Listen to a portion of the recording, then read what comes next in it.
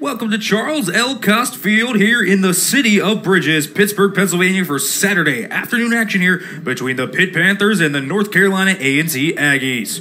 I'm Nick Farabon, here with me, Zach Gibney. And Zach, Pitt coming off a dominant performance last night in an 8-inning victory over the Aggies. Yeah, resounding victory last night, Nick. I mean, we saw the pitching performance of Matt Gilbertson, just masterful once again. 8 innings for him, and you see that strikeout number there as well, 12 for him. Not only the field record at Charles L. Cost Field, but also his career high. Really impressive stuff from him. He's been a guy all year who's been so good at just limiting lineups, and we saw that against the Aggies last night. Pitt will look to get the same kind of performance today out of Billy Corcoran, while the Aggies try to flip the script a little bit. Just not a lot of production out of their lineup. We saw them get a couple runners in scoring position, but were unable to bring them around. So Billy Corcoran trying to work back into what Gilbertson was doing last night. And as you said, fantastic pitching today on the mound. Billy Corcoran takes the mound for the Panthers. Yeah, he's been really impressive this year as well. We talk about these two Pitt starters, Gilbertson and Corcoran, getting a lot of innings out of both of them. You see Corcoran there, 6 innings in all 9 starts for him this season. That does a lot for you. As you get later in the season, you don't want to dip into your bullpen too much if you don't have to, and Corcoran and Gilbertson both have been great at limiting that.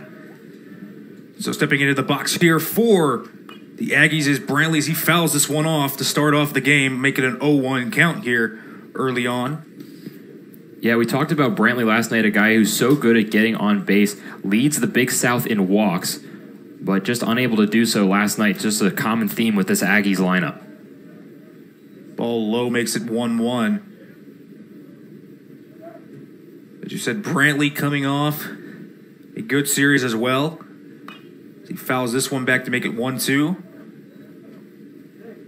Aggies really just have to get base runners. Zach didn't do it well enough yesterday and have to put some pressure on Billy Corcoran. Yeah, he's been so good this year, just getting outs, as you can see there. Another off-speed pitch there. That's something we saw with Gilbertson last night, too. He went to those off-speed pitches, specifically low in the zone, something the Aggies were not exactly able to catch up with. They got a little bit more adjusted as the game went along, but those low pitches in the zone got the Aggies out in front quite a bit, and we saw it again there on the off-speed pitch. First strikeout of the game for Billy Corcoran. Brantley had 2 strikeouts last night. Yeah, Corcoran, another thing about him, he works efficiently, too. 46 strikeouts on the year for him, and he can play defense with a little bit, too. Once hit right back to Corcoran, flipped on to Hewlett to retire Hennings, and so quickly 2 outs on the board here for the Panthers in the top of the first. Yeah, I mean, going back to it, 46 strikeouts from him. Also, he works quickly, forces that soft contact like we saw there. Also, limits the walks really well. That's something he struggled with a little bit last year, was dealing with that injury a little bit. But he's come back healthy this year, and his control has really come a long way. Only 6 walks across 59 2/3 of an inning. Coming in now is Cameron Jackson in the 3-hole. That one's in there for a first pitch strike. Jackson having himself a pretty solid year for the Aggies. That one's outside, makes it 1-1. You see Gilbertson, this is good to see him working through this first inning fairly quickly. In a game like this where you weren't exactly expecting to start, this is obviously a doubleheader. He's usually the Sunday starter, but came into today, and we'll get the start for Pitt. So it's good to see him kind of getting his feet wet early, just getting a couple quick outs on the board. 1-2 count now after that one caught the inside corner. The 1-2 here from Corcoran. That one is fouled off. Yeah, you see that off-speed pitch go low again there. It seems like something he's going to go back to as this game goes along, you know. I mean, they couldn't catch up with it last night from Gilbertson, and I guess you just got to keep using it if it keeps working. That one is chopped on the ground. Gets in on Hewlett, but he corrals it. Steps on first for the 3rd out of the inning, so a seamless first inning for Billy Corcoran. Makes it look easy, Zach. Yeah, I mean, Nick, this is a similar thing we saw last night. It felt like the first 2 innings of the game went by really quickly. Both pitchers on both sides getting some outs really quickly as this game started. And, I mean, we're seeing it again tonight. And it's going to Daniel Carter now coming out for North Carolina A&T. He's going to look to do the same here. And that was something that North Carolina A&T sort of struggled with last night. It was 11 walks for this Pitt team.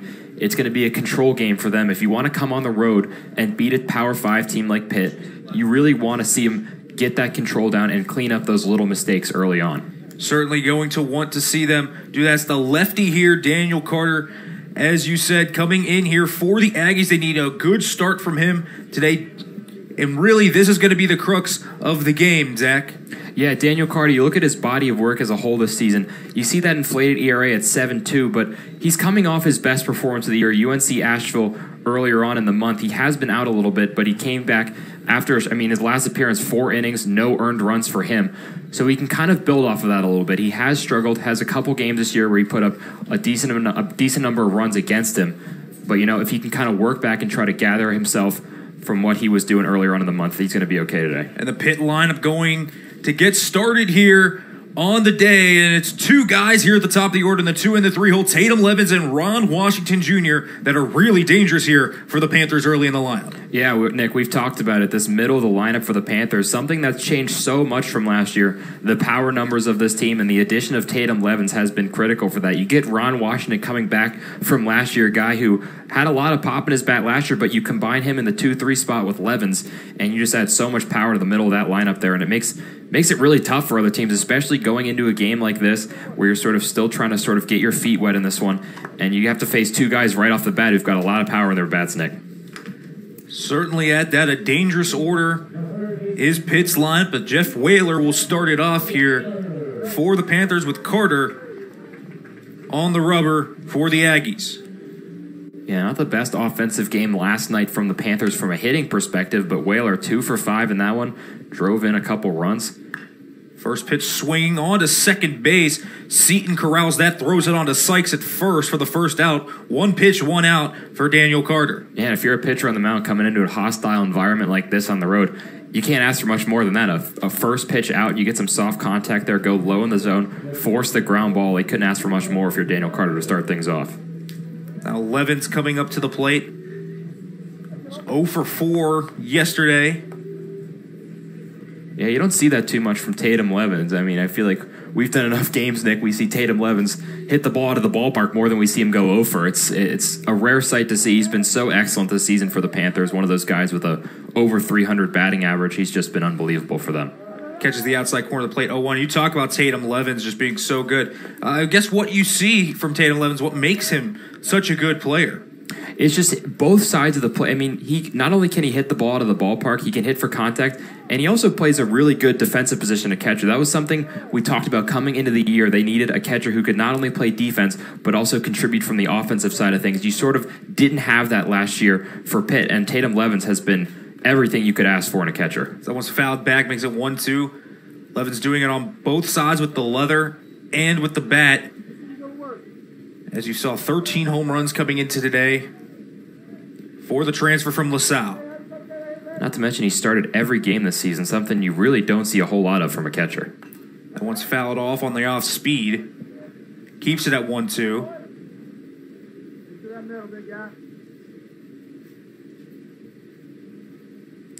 And this is a spot where if you're Carter, you're up in the count against arguably the best hitter in the Pitt lineup. You can really kind of go to your arsenal here. You see the off-speed pitch there missing just outside, but when you get up in these counts early, it really opens up your sort of ability to throw off-speed pitches and mix in a little things you might not throw on a regular basis as much. So it'll be interesting to see if Carter goes back to that here. The 2-2. This one's hit out to left field, and it will get down for the first hit of the day. Tatum Levens has the first hit for the Panthers on that single. And Nick, something we saw with Tatum Levens earlier on in the year is teams had the shift on against him, and we see it again. But it's his ability to go the other way is something that he's sort of improved as the season has gone along. And he's just become such a good contact hitter. Originally he was just hitting everything to the right side, and now you see just able to go the other way and really just go where the pitch is, and we see it again there to get a runner on here in the first. Throws it on the outside part of the plate, goes with it, but Ron Washington Jr. now, the senior, coming in for his first at-bat as that's down and in. Washington missed a little bit of time this year, but has had a heck of a season in his senior campaign. Yeah, without a doubt. Like we were talking about, just having the ability to put Levens and Washington back-to-back in the lineup just really gives you no breaks, and just how deep this Pitt lineup is. This is the sort of epitomization of it here in 2-3. But, Washington and Levens both have been excellent. Levens over there on first. Hasn't stolen a base thus far this year. It's the 1-1 from Carter. Swing and a miss. Washington taking some big hacks in there. So far, though, I think for Carter, I think it's looked at least decent, right? Yeah, he's been up in every count. I mean, the last 2 counts, he's worked to 1-2 twice. And then you get the ground out to start things off there. I mean, he lost Levens there on the opposite field single, but he's looked pretty good. I mean, he's hitting his spots and looking sharp to start things off here. 2-2 now coming. Shift is also on for Ron Washington. You got that second baseman pitched around to the left side of the infield, occupying that shortstop spot, so you got 3 guys on the left side. Shift is on here, and that one is chopped foul down the third base line. And if you're Carter, you want to go back to sort of your primary pitches here. I don't know if I do too much messing around with Ron Washington, excuse me, here on 2-2. You got a couple off-speed pitches in there. Maybe go back to the fastball here on 2-2. 2-2. That one is popped up way deep in the sky. This one's almost up there, and it's going to fall. Seaton lost it in the sun, and Levens is going to be safe at second after having to run there. Just lost that one up there, and Washington is going to get on first, and now Pitt has the runners on first and second. Yeah, Nick, a bit of a weird play there. You see the second baseman having to move to his left thanks to the shift. Ron Washington hit it up into sort of that sun area where you can lose some balls up there a little bit, but also great base running from Tatum Levens. He went far enough down the line to the point where he could get back if it was caught, but at the same time, able to advance to second. No infield fly rule on because it was just out on the outfield grass a little bit, but great heads-up base running by Levens, able to get into scoring position here with 1 out. So runners on first and second for Bryce Hewlett here in the cleanup spot. He homered yesterday. Yeah, and he's been a guy who we've watched all season. It's just such an interesting guy to watch. I mean, we talked about his average up above 400 last month, but it has dipped down since. But he's still a productive guy at the plate. He's got a great eye, not to mention plays great defense over there at first base, so still a valuable member of the lineup for the Panthers. Hewlett has been a valuable member for the Panthers thus far. Up 2-0 in the count. Stretch from Carter. That one is chopped. Seaton is going to corral this one and take the throw on to first in time to get Hewlett. Runners now on third and second here with 2 outs for Jack Anderson. Yeah, a little bit too slow to turn the double play there. It looked like they were at double play depth to start things off at the infield. You had both of the middle infielders shaded towards the bag, but Seaton tried to get to that. He couldn't charge it quite quick enough to turn the double play, and Pitt's able to move both runners up into scoring position for a guy who's been very successful at the plate this season, and Jack Anderson. One of those key runners in scoring position opportunities for the Panthers here with 2 outs. That one's outside 1-0. And Zach, that has been a big thing to watch in recent games. The runners in scoring position stats have been a little lackluster for the Panthers. Yeah, without a doubt. We saw last night earlier on in the game, they had that bases loaded and no-out situation. They scored a run there, but were unable to really bring across you expect them as an offense with how good the Panthers have been to sort of bring across multiple runs in that inning. So a little bit left to be desired last night, but they'll look to clean that up today, and Jack Anderson's going to be a big part in that production. 2-0 to Anderson here in the bottom of the first. Yeah, and for Carter, you saw him get up in the count against a couple guys earlier on, but it seems like he's having a little bit of trouble finding the strike zone as this inning wears older. I mean, you saw against Levens and Washington, got 2 strike counts early on, but then to Hewlett and now to Anderson, he's got 5 straight pitches where he hasn't thrown a strike. 3-0. That one is called strike 1 at the knees on Anderson. Carter now up over 20 pitches here in this inning. And you'd think Anderson would have the green light here on a hitter's count with 2 outs and 2 runners in scoring position. 3-1. That's low, so it's going to be a walk. And so the bases are now loaded here with 2 outs for the freshman Tommy Tavares. Yeah, Nick, we were talking about him a little bit off air before the game started. Tommy Tavares, not exactly a guy we expected to see slotted into the starting lineup for Pitt when the season started, but a couple injuries here and there, he's kind of worked his way into the rotation, and he's performed very well and really worked his way into the everyday starting lineup. Another one of these guys hitting over 300, also plays spectacular defense. He's been moved around the middle infield a little bit as well, and has really filled in wherever he's gone admirably. 2 RBIs yesterday for Tavares in that win. That one does not catch the outside corner of the plate. 1-0 now to Tavares with the bases loaded. Big opportunity here for the Panthers. Tavares takes a swing, almost a check swing, to even up the count at 1-1. That's a nice pitch there by Carter. You've seen him fall behind in these counts. That was a good comeback pitch right there, going back to the inside corner and gets that sort of check swing there from Tavares, a little bit off balance on that one.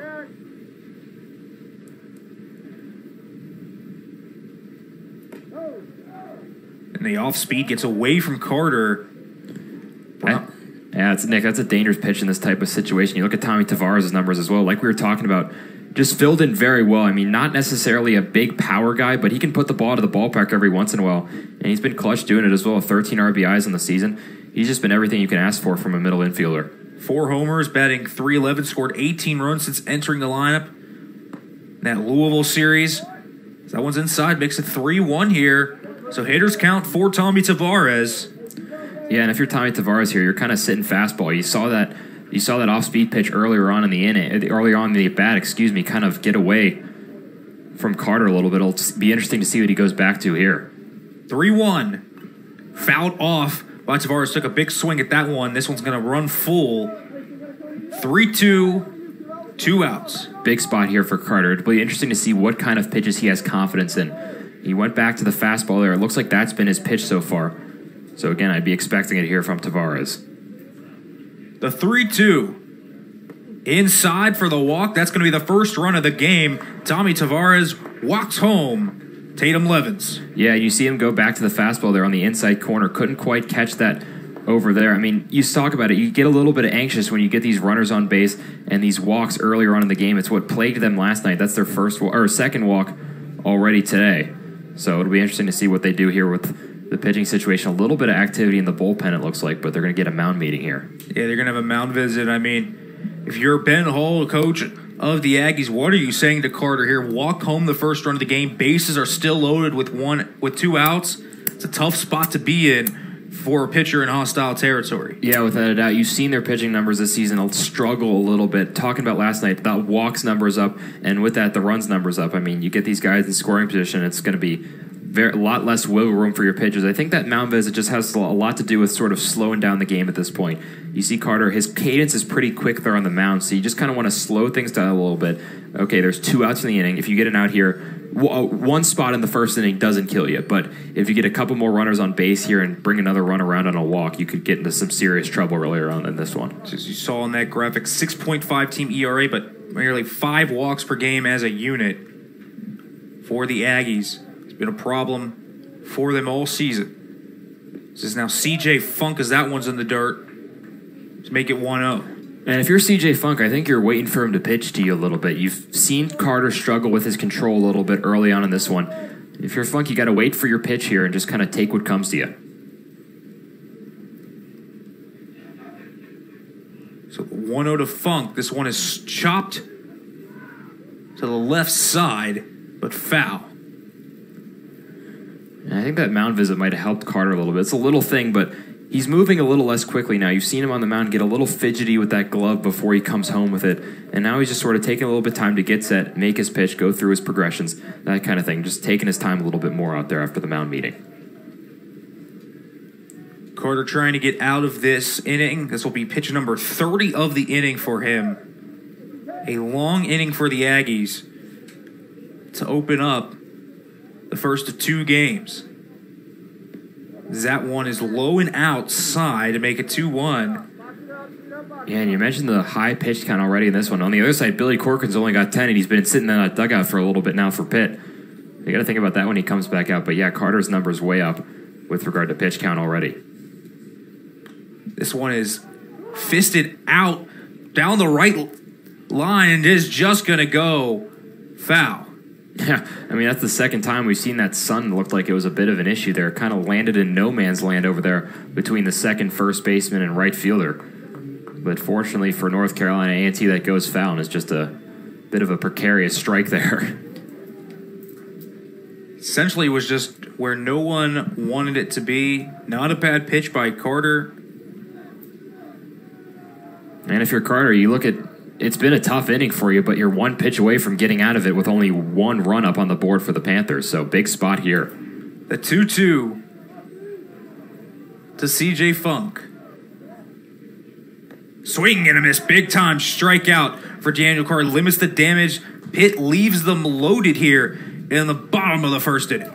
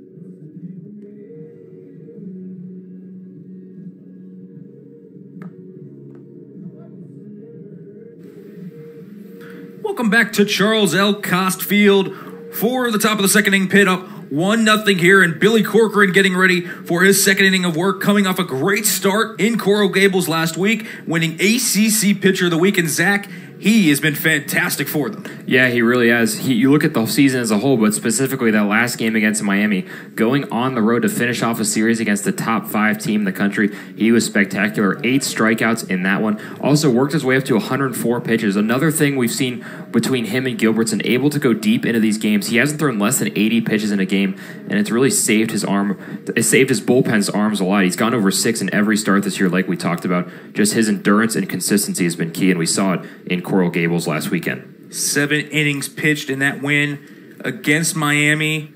Only 3 hits, 8 strikeouts for Corcoran. This is now Chet Sykes coming in for the Aggies for his first at-bat of the day.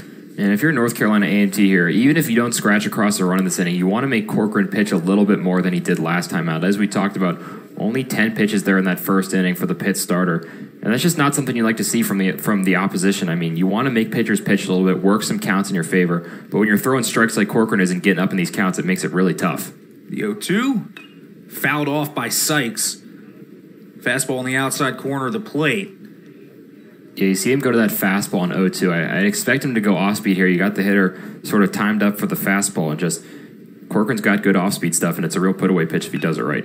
That one's chopped to the shortstop. Franks throws on to first. Nice pick by Hewlett to retire Sykes. Yeah, I tell you what, Brock Franks has been a little inconsistent with his bat this season, but he's a really strong defensive player regardless. I mean, this is only his second home game back here at Charles L. Cost Field in almost a month after he missed some time with injury. But, I mean, we saw him make a strong defensive play last night, and he does so again there. You get the first out of the second. Hewlett showing off the picks at first as well. This is now Brett Mersman coming in for the Aggies. It's ball 1. Is there an art to the pick, if you will, at first base? Bryce Hewlett seems to have a little bit something a lot of these guys don't have. Yeah, I think it's interesting because you play on a turf infield here at Pittsburgh, and you get used to those bounces a little bit. I think there's certainly an advantage for Bryce Hewlett because you're sort of used to where balls are hitting, and sometimes you'll get, even on turf, a little bit of a spot here and there where it's a little bit of a different bounce than usual, and I think he's grown accustomed to it. He's such a great defender over there at first. That one's fouled over towards Hewlett to make it 1-2 here on Mersman. Yeah, and Mersman's a guy who we saw with that double last night to break up that perfect game in the 5th inning for Matt Gilbertson. Looked like he saw the ball pretty well last night. 1-2. Was fouled back, as you said, Mersman with that double last night. Coming into this game, hitting .273 with a .442 on-base percentage. Has not been too shabby of a year for the junior from Flint, Michigan. He's working here against Billy Corcoran. Outside part of the plate paints the black. Strikeout numero dos for Billy Corcoran. Yeah, that's a really nice pitch there, like you said, on the outside corner. And when you get up in counts against these hitters, you can really do whatever you want. We've seen Corcoran go to that outside corner a couple times. Went back to the fastball there. Really nice pitch for him. And, I mean, we talked about maybe going to the off-speed pitch there potentially, but, I mean, whatever's working works. And Billy Corcoran has been spectacular thus far in this game. 2 outs now. In the top of the second as Kenyon Brown comes in. Ball 1 on the outside part of the plate. Brown's had quite a nice season for the Aggies as well, Zach. Yeah, we saw Kenyon Brown a little bit in warm-ups. I mean, he was hitting balls a long way here at Charles L. Cost Field. Another one of these guys, he's got a little bit of pop in the lineup. Hasn't exactly brought his average up to where it needs to be in this series necessarily. But, I mean, he'll look to make amends for yesterday today as, well, 7 other guys in the lineup who didn't have a hit yesterday against Matt Gilbertson. Homered against Charlotte on Wednesday. This count now goes 2-1. Yeah, it's the first time we've really seen Corcoran down an account so far today. It'll be interesting to see what he goes to here. Brown pops this one up on the infield. Hewlett going after it in foul ground, and he will corral this one to retire the side. And Pitt now leading 1-0 heading in to the bottom of the second. It has been surgical thus far for Corcoran. Yeah, we talked about going into the inning. The Aggies need to sort of make Corcoran pitch a little bit more. That's the second 10-pitch inning in a row for the Pitt starter. So, I mean, all signs point to him going deep into this one as well. And like we talked about, Pitt didn't have to go to their bullpen yesterday and won't do it today if they don't need to. Just some more impressive stuff from 32 in blue. Corcoran continuing his streak thus far. Daniel Carter coming after that second inning of work after a tumultuous first inning.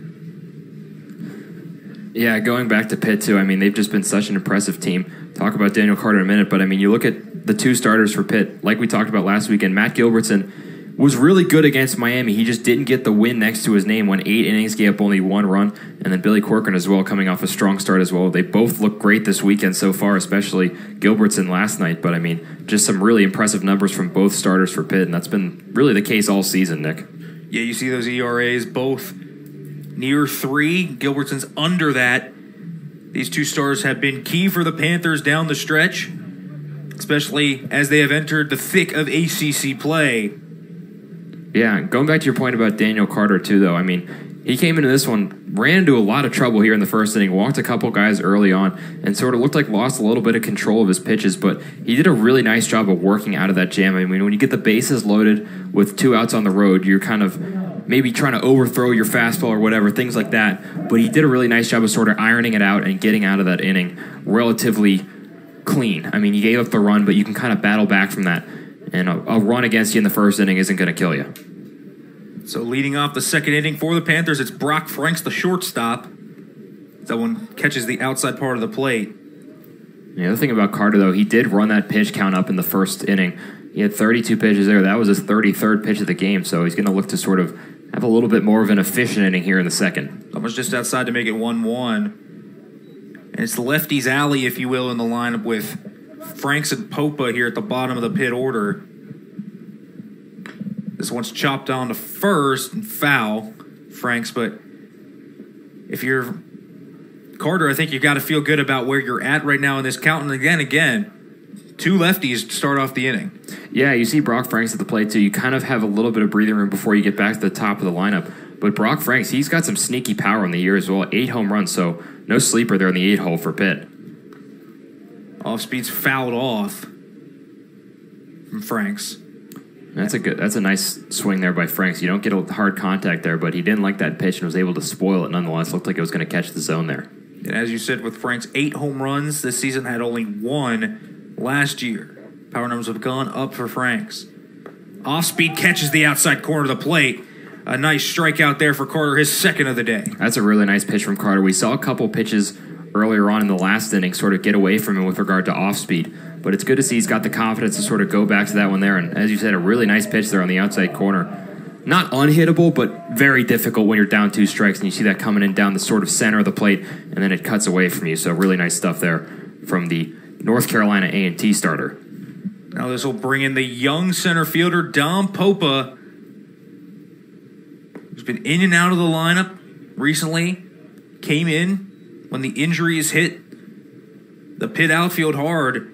Now he's got himself a starting place here on this Saturday. Yeah, we saw Dom Popa earlier on in the Miami series in Game 2 there.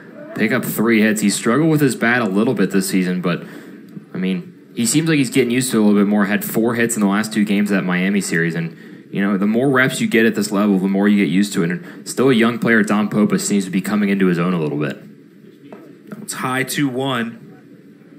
As you said, Average only 240, but that OBP all the way up at 486, Zach. Yeah, it's something we've seen from a lot of guys in this pit lineup, the ability to draw walks, and Dom Popa is no exception to that. He's drawn 8 walks and only 25 at-bats this season, so really impressive stuff from him, able to show that discipline at the plate. That's something you don't really see a whole lot from young players, and Dom Popa is a bit of an outlier in that aspect.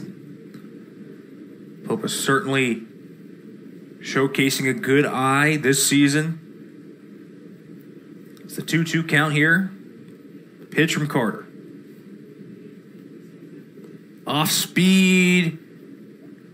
They're going to say that's interference, and so that's going to be a strikeout and an out here for Carter. Not something you see all that often. Yeah, a bit of a weird play there. Another off-speed pitch there from Carter. Again, a similar pitch to Frank's, it looked like, but it started off in the middle of the plate, came inside there on Popa, and I think it started inside and came to the middle of the plate, and I think Popa thought it was going to hit him, so he kind of turned around a little bit and just caught it as it was coming back into the zone. Really nice pitch there. Carter looking strong in the second inning. Yeah, and home plate umpire Jose Esteras calling that. What it is this one is hit hard through the right side of the infield, and that's going to be a single for Jeff Whaler with 2 outs. Yeah, haven't seen pit hitters too aggressive early in counts against Carter earlier on, but I think Whaler saw Carter's working a little bit more efficiently this inning, finding the zone a little bit more, so it's knowing, hey, I might get a pitch to hit early in the at-bat, drives that one the other way, and Pitt's got a base runner here with 2 outs. Whaler has been productive. It's 2 for 5 yesterday, has a hit. Here's another guy who has a hit already today, and Tatum Levens coming up to the plate here with 2 outs. Also, wouldn't be shocked to see Whaler in motion here. 8 stolen bases on the season for him. You got a really good hitter coming up in Tatum Levens. Potentially try to steal a run here with 2 outs in the second. Carter trying to get out of this inning unscathed. That one's ball 1. You could see there Whaler taking a little bit of a big lead, and I think if you're Carter here, you at least have to think about that a little bit. Yeah, without a doubt. I mean, with the opportunity to move a runner up into scoring position, especially with 2 outs and a great hitter at the plate, you got to think Mike Bell's thinking about it. Swing to third base, a hard hit ball, but it is corralled over there by Roan, and he throws it on to Chet Sykes to retire the side. As we head to the top of the third, it's Pitt 1, NCA&T 0.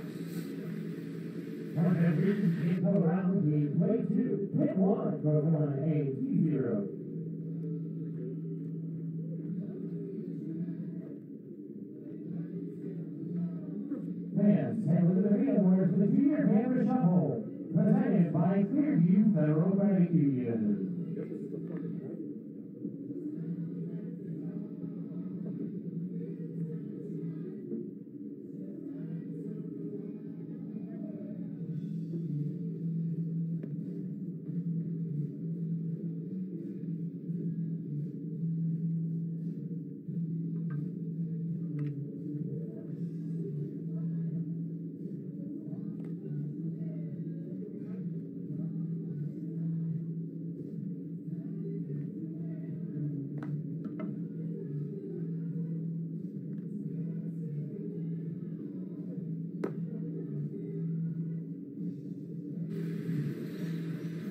Welcome back here to Charles L. Cost Field. Nick Faribault, Zach Gibney here. And Zach, we've talked a lot about Pitt here, and they have an opportunity to make some gains in the NCAA tournament picture. Yeah, looking back to last year, too, they were so close to making the tournament, even announced as one of the 20 potential regional hosts earlier on in the season, but the stretch run for Pitt is really where they ran into some trouble.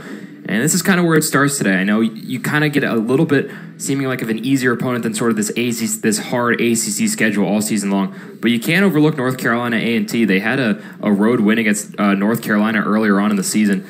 And if you're Pitt, you got to win these kind of games if you want to make that ground, like you said, into the NCAA tournament. They have that strong resume against strong teams. You look at that record against the RPI Top 50. And they're used to playing these high-quality opponents. And you get a team like North Carolina A&T come on the road trying to play spoiler. And they really kind of play with house money at this point, so you got to be careful in a weekend series like this. You said 9-10 against the RPI Top 50. A few key wins for Pitt. The win over Virginia Tech, Miami, the series win over Virginia, and Louisville. Pitt trying to add to that resume by taking care of business against NCA&T this weekend. But coming up, it'll be Alex Seaton, the second baseman. Yeah, Corcoran coming up back out for another inning of work, too. Only 2 strikeouts on the day for him so far through 2 innings. But he really hasn't forced any hard contact at all. He's been really efficient, forcing slow ground balls to the infield and things like that, keeping his pitch count still low, still below 25 as we head to the 3rd inning. Certainly that only 24 pitches thus far on the day for Corcoran. Seaton fouls that one off. That one's going to leave the park. Seaton coming in today, only batting .228. As Corcoran gets that high, it's going to offer down to first base. Going to say no go and make it 2-1. But this bottom of the order, I think this is a place where NCAT needs to get more production than they did yesterday, Zach. Yeah, without a doubt. I was going to touch on the same thing. It was like this bottom of the order. You get those runners on second. They had a couple times a runner in scoring position just unable to bring him around. Sometimes earlier, too, they had him with 1 out earlier on as well in that first game. But just the bottom of the order not necessarily producing at the level that they needed to bring those runners around. And if you're playing a team like Pitt going on the road here, you need to get full production from your lineup. 2-2. One's a foul tip, but Levitz can't squeeze it, so this at-bat will continue to go on. Yeah, this is one of the longer at-bats of the day against Corcoran. I know it's only been 5 pitches so far, but still, you're going to kind of want to see these North Carolina A&T hitters sort of force Corcoran to make his pitches late in counts. That one is a swing and a miss, though. Corcoran gets his 3rd strikeout of the day as he sends Seaton down. Yeah, another swing and a miss there from Corcoran. Battled back into that count a little bit, went down 2-1, but went back to his fastball a couple times, finished him off with the off-speed there. Really nice looking stuff from him. Going low in the zone again, too, something we've seen from both Corcoran and Gilbertson. Up to 3 strikeouts for Billy Corcoran through only 7 batters' faces. This is now T.J. Ash coming to the plate. The sophomore from Pleasant Garden, North Carolina. Yeah, Corcoran also still looks really confident out there, really not taking a lot of time between pitches either. As Ash hits that one through the left side of the infield for a single in the first hit of the day for the Aggies. They have a 1-out base runner. Yeah, that's a really nice piece of hitting from Ash. Like we talked about, you need sort of this production from the bottom of your lineup, and an opposite field single there from Ash. A really nice piece of hitting for him to go out and get that one and poke it the other way. Ash now on first.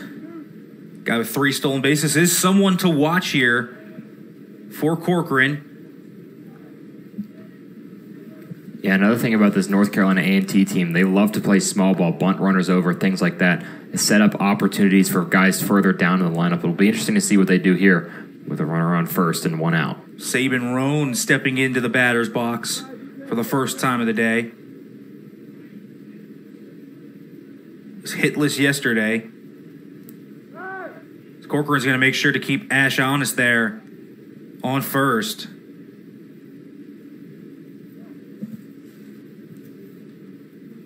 So Ash takes a pretty big lead.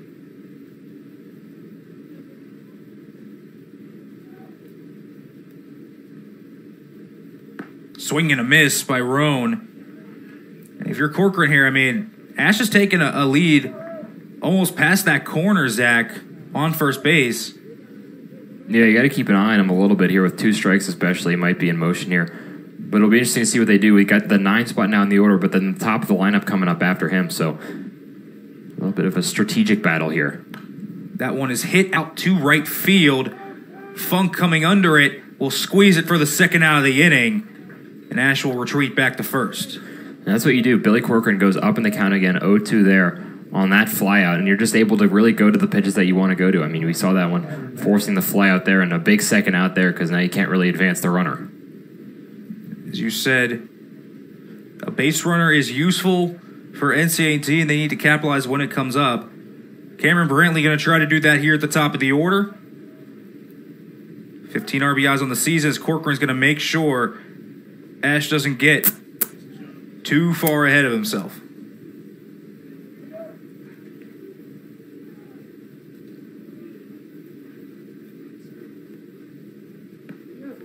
Is that one going to be called a strike? It will be called a strike there on the outside part of the plate, 0-1. Yeah, another first pitch strike for Billy Corcoran today. As you can see, he's been very efficient, 3 strikeouts. And as we talked about coming into today, his walk number is very low on the season. And we don't even see him get down in counts very much. You don't see him work very many 3-ball counts. He's usually right in the zone, and we've seen that again today. Ash is off, and Levins can't get the throw down, so that's going to be the 4th stolen base of the year for T.J. Ash. It's a little bit of a messy exchange there as Levens was taking it from glove to hand. Yeah, I get that strike call there, but now with 2 strikes and 2 outs, you get a runner in scoring position, and suddenly a hit ties the game if you're North Carolina A&T.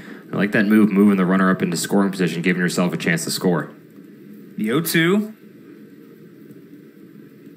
Swing and a miss. Billy Corcoran comes back to strike out Brantley for his 4th K of the day. Yeah, really impressive stuff from Billy Corcoran. We saw him get that runner into second. But again, he just looks so confident all day. He hasn't looked flustered at all. Even after that runner moved up, he just went about his business and got the strikeout. Business as usual for Billy Corcoran. Made it look easy. Even when that runner got into second, nothing was going to faze Billy Corcoran. But now Pitt back into the middle of the order here. It's going to be 3-4-5, Washington, Hewlett, Jack Anderson coming up to the bottom half. And so that is the power alley of the lineup, if you will, with Washington, Hewlett, and Anderson. You can see the offensive improvement for the Panthers this season. That batting average up almost 20 points, the slugging up crazy, in the runs, 6.9 runs per game, Zach. Yeah, you lost a lot of production between this year and last year if you're Pitt from the offensive side of things. But this year it's been a really nice combination of returning players and transfers coming in, and even rookies making an impact right away. You see Jack Anderson, Levens in the lineup, 2 guys who weren't on the roster last year, but then Washington, Hewlett, guys who sort of have been there, done that, were with the team last year. And it's nice to see that they've all kind of mended well together in this middle of the lineup, and they've been really productive, as you can see, up to 256 on the year. That's a great batting average for a team averaging 7 runs per game. Just some really impressive offensive numbers for Pitt. Certainly at that, Pitt's offensive numbers have been impressive. And now for the Aggies, Daniel Carter is out for his 3rd inning of work here against this Pitt lineup. 3 hits allowed, 3 strikeouts, but only 1 run thus far for Carter. Yeah, you see a couple walks given up for him, but I mean, you look at the runners on stat, and something we talked about last night, converting with runners in scoring position and things like that. When you have the opportunity to score, are you converting? And Carter, he's walked a couple guys, given up a couple hits, but he's been really good when he's needed to be. And we saw with that bases loaded situation in the 1st inning, he was able to get out of it. And he's made pitches when he's needed to, and it's a big reason why North Carolina A&T is right in this game in the 3rd inning. The junior from St. Paul's, North Carolina, Daniel Carter. This one's hit well. Out to right field, ranging over there is Jackson, right on near the dirt, and he will catch that for the 1st out of the inning. Yeah, it's a nice play by Jackson there. May look pretty routine off the bat, but I mean, we've seen a couple of plays go a little awry so far with that sun coming in and the wind blowing in the opposite direction, and it's a little precarious out here in the outfield. And we saw earlier on the second baseman have some trouble with that pop-up, but a nice play there by Jackson and right. That one's in the dirt for ball 1. Just got away from Carter as Bryce Hewlett steps to the plate.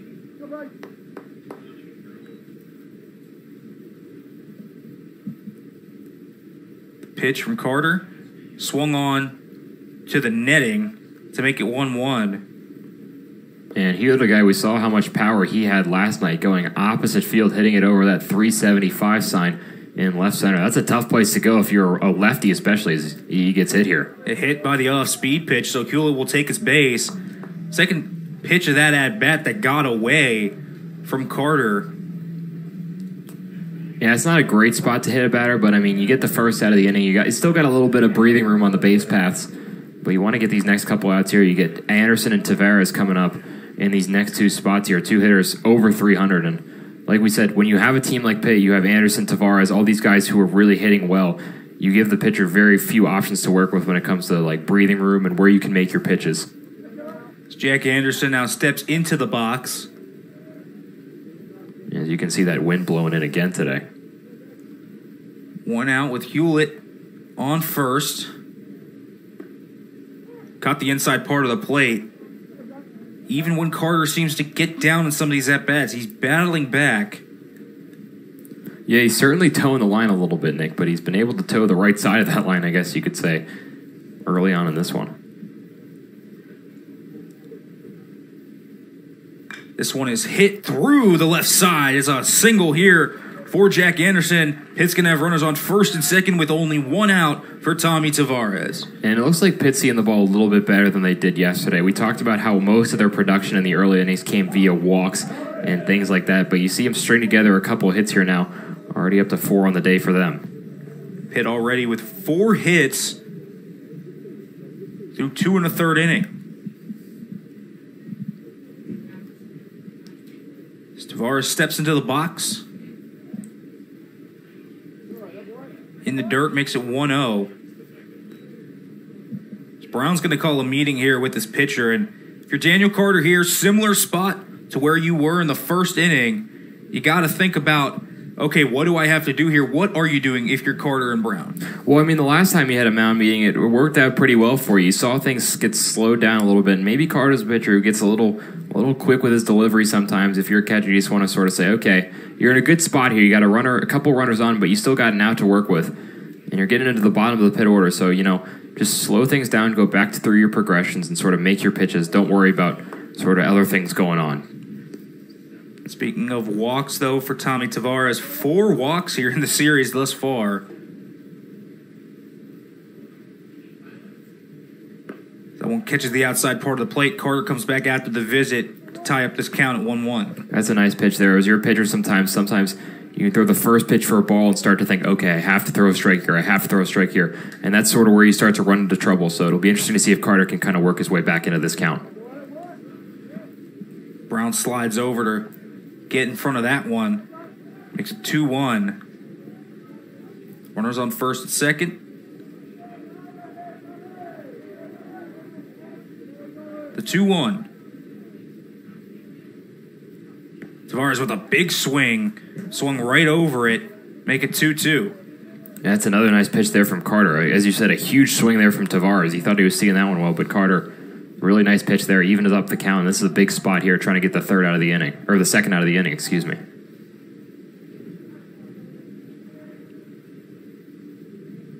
The 2-2 for Tavares. One is fouled off and not squeezed off the foul tip, so Tavares stays alive. Yeah, that's something we've seen from Tavares a couple times today, even in his first at-bat, before drawing that walk there in the first inning that scored the run. He was still working the count a little bit, trying to get as many pitches as he can. Carter now up over 50 pitches on the day. Swing and a miss, though. On the off-speed stuff, a huge strikeout for Daniel Carter, his 4th of the day. Yeah, that shows Daniel Carter's still got a lot of confidence in his arsenal. I mean, going to the off-speed pitch there on 2-2 with a couple guys on here is a big decision for him. He shows he's still got that confidence in the off-speed pitch even after missing a little bit early on. That was a really nice pitch there.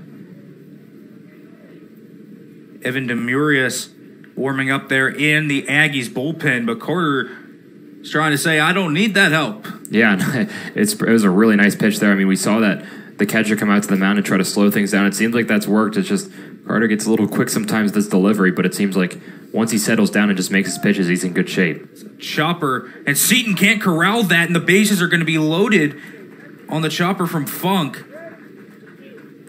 Yeah, that was a tough play from Seaton there, going to the right side or his right side of the second base bag. That's a tough play for Carter. You kind of got to battle back here and say, you got it with that in the back of your head that you sort of almost got out of the inning there. You forced soft contact. It was just sort of the wrong part of the field, and now you got to face C.J. Funk, who has been hitting very well for the Panthers all season long.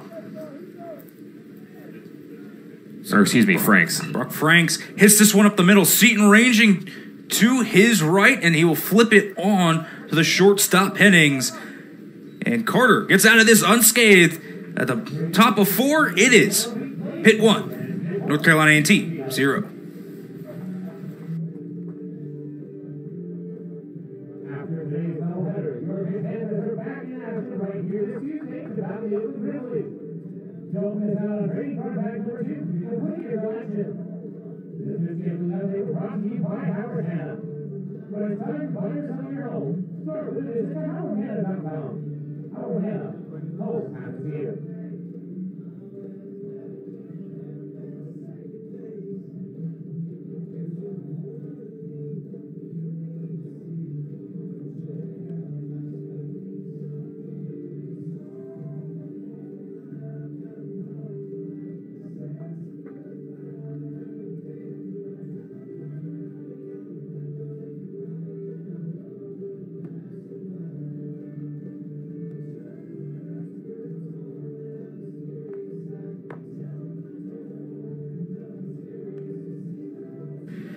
Welcome back to Charles L. Cost Field. Zach Gibney, Nick Faribault here. And Zach, we talk about Billy Corcoran doing his work. It hasn't always been this way. 2022 has been a lot better than it was in 2021. Yeah, we talked about him a little bit earlier on, battling those injuries in 2021. But this was a guy who Pitt has always seen a lot of promise in. This was a guy who's drafted out of high school.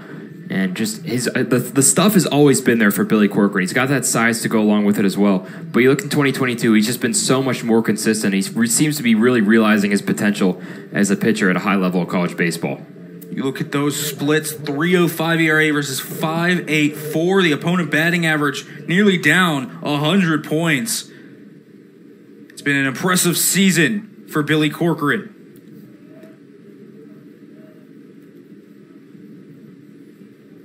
That one's called ball one. Hennings here to lead off for NCA&T. Yeah, Hennings, a guy, he's got his average at 357 on the year, but he was 0 for 3 yesterday with 3 strikeouts. Looking to improve on that today, and he's a guy they really lean on in the middle of this order, up in that 2 spot.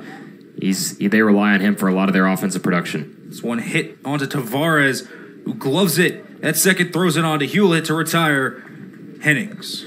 I know we're kind of beating the same drum here, but Corcoran, again, a quick out to start things off.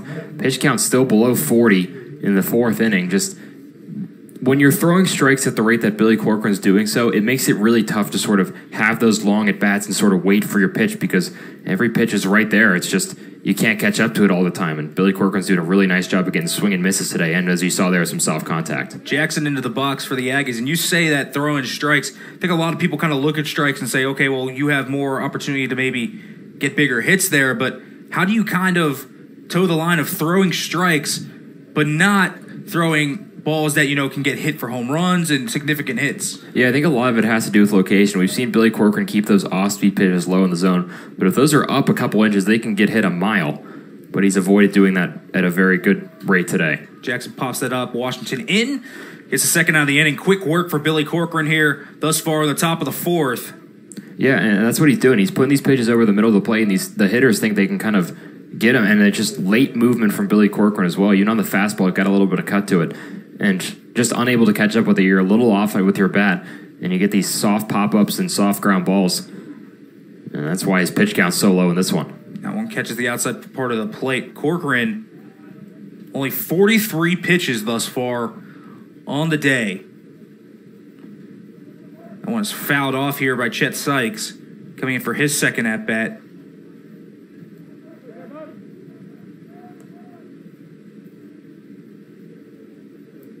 Yeah, Sykes, another one of these guys in the second inning, got some soft contact, but just unable to straighten it out for a hit. Fouled out. And would you classify Corcoran as a pitch-to-contact type of pitcher?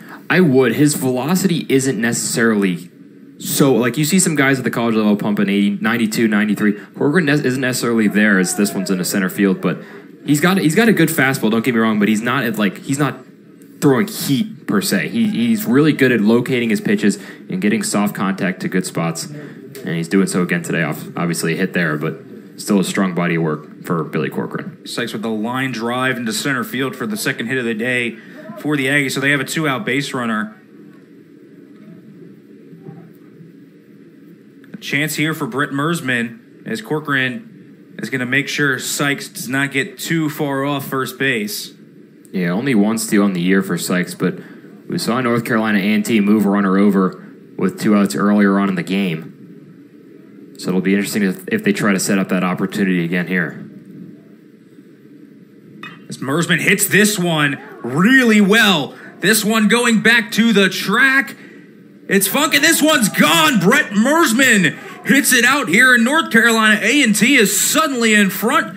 2-1 on Mersman's second homer of the year. Yeah, and Nick, you look at this game as a whole, and Pitt's put up a lot more of the offensive numbers, but on a swing like that, you just take the lead if you're North Carolina A&T. You get a runner on with 2 outs. No need to advance if you're going to hit him out of the ballpark. Mersman really got into that one, put a charge into that, and that one is rolling down the hill right now. And I think C.J. Funk lost his glove over the wall. He just threw him a new one from the dugout. Mersman homered last weekend, 2 weekends in a row for a home run off the bat of Brett Mersman. Yeah, that's really impressive, especially with 2 outs. You're getting late in the inning, just able to get bat on ball there. And drive it out over that right field wall against a guy like Corcoran who locates so well. That's really difficult to do. But as we said, Mersman, a guy yesterday who was getting some hard contact, just not able to get into the right parts of the field. And he hits it out of here today. It's the 9th home run allowed this year in 62 and 2/3 innings for Corcoran. It's Brown now to the plate after that 2-run homer. Swing and a miss on a dirty off-speed pitch from Corcoran. Yeah, it's a nice at bat here to come back and sort of regroup after that home run, already up in the count again. We've seen him do it all day, and it's good to see him battle some adversity here. That one in the dirt, swing and a miss. Levens on to Hewlett to retire the side. It's the 5th strikeout of the day for Corcoran, but NCA&T coming back here in the top of the 4th to take a 2-1 lead off that home run. Yeah, and I think this is time for Pitt's offense to sort of step up to the plate now. They've been sort of quiet all day. I mean, they have 5 hits through 3 innings. But still, you want to get those runs on the board. Like North Carolina A&T, they haven't really gotten a ton of hits, but they've been able to string them together. They get that runner on first and then hit the home run, so all of a sudden you blink and they're in the lead. And that offense has been the key when they have won games thus far this year. As you can see, those splits, Zach, they are really stark. Yeah, a huge difference in wins and losses, and it really relies on their bats. And obviously yesterday, you look at the pitcher performance, it wasn't great, but when you get the kind of offensive production that North Carolina A&T provided in that top of the 4th inning, you can really start to string some stuff together, get some runs on the board, and against a team like Pitt, it says a lot because their starting rotation so good. Obviously, Corcoran, some good numbers for him, but really nice offensive stats so far from North Carolina A&T, especially in that 4th inning. So North Carolina A&T looking to get that offense going a little bit more here in this game than they did in Game 1. That Mersman home run will certainly help it.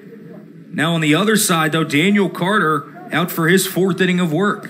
Yeah, and like we talked about, it's been a little clunky for Carter so far. I mean, up to 61 pitches already, but only 1 earned run, and that's the only department that really matters. I mean, if you walk a ton of guys and stop them from scoring, it doesn't matter at the end of the day. It's still a 0 up on the scoreboard.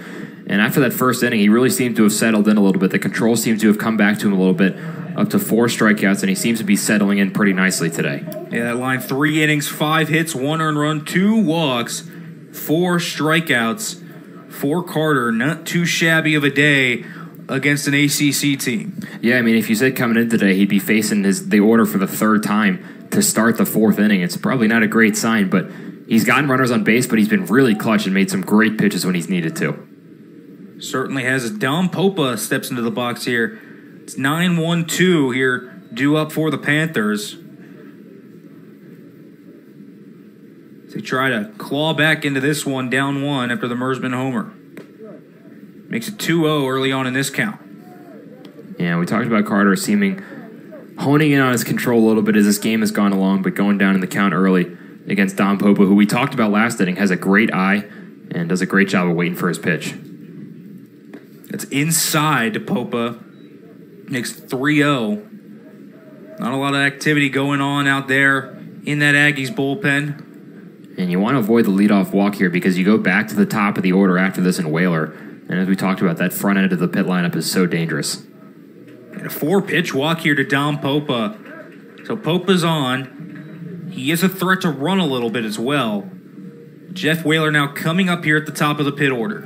Yeah, and that's a tough sign there. I mean, we talked about Carter just losing him there. That's a big leadoff walk, too, because you get the 1, 2, 3 in the Pitt order. All 3 of them have hit so far today.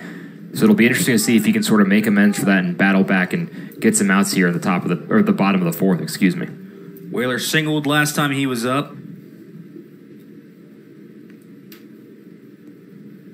Key stat today for the Panthers, and the reason maybe they only have that 1 run up on the board, 1 of 5 with runners in scoring position. As Whaler rips this one down the 3rd base line. This one's going to get into the corner, and Popa is running hard. This could score him. He's going to be stopped at 3rd. So it's just a double for Whaler with no outs. There's going to be runners on 2nd and 3rd. And Tatum Levens coming to the plate. Yeah, first of all, it's a great throw from Lefton Brantley. He was basically right near that foul pole when he got that ball in, but forced Popa to check up over there at 3rd thanks to that great throw. We saw him do that once yesterday. But Jeff Whaler, again, attacking early in the count. We saw him with that base hit earlier on the first pitch of the at-bat. He does so again there and puts that one in the corner. And he's got 2 hits today. He's having a great series so far. 2 hits for Whaler. First pitch swinging. But Brantley does save that run. So still 2-1. Corners are in.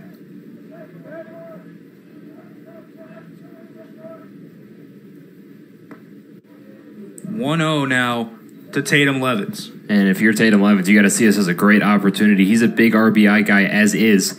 And now anything to the outfield scores a run.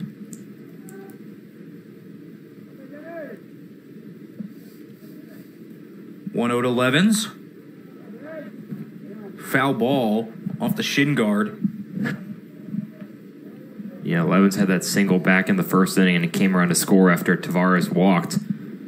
But he's a guy who's been so good at getting on base, and in situations like this, we talked about Pitt needing to convert with runners on base, and this is another spot where they have the opportunity to do just that. Runners on second and third for Pitt. Is that off speed? Goes into the right-handed batter's box rather.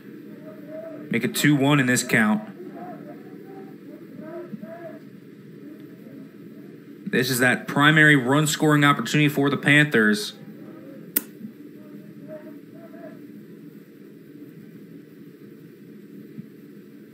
That one catches the outside corner of the plate for strike 1. That's a really nice pitch there from Carter. Goes to the very outside of the plate with that fastball and catches the zone there. Almost stole a strike there. Didn't look like Levens was expecting that one. And it was a tough pitch to hit regardless on the outside of the plate. The 2-2 here from Carter to Levens. Did he offer? They're going to say no, so the count runs full.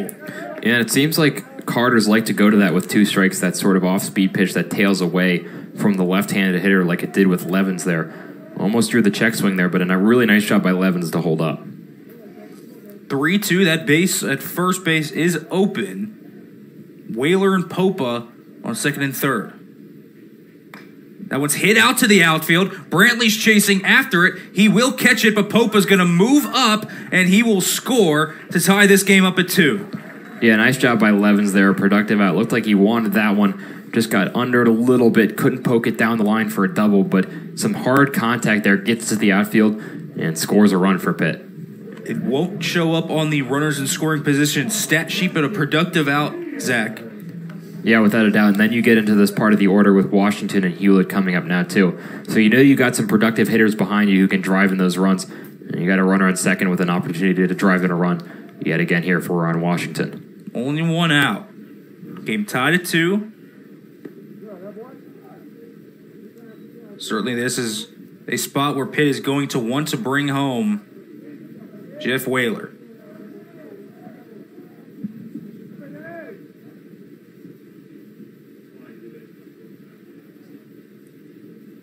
Pitch to Washington. That one is hit well. Going back on the warning track. And that one's off the top of the wall.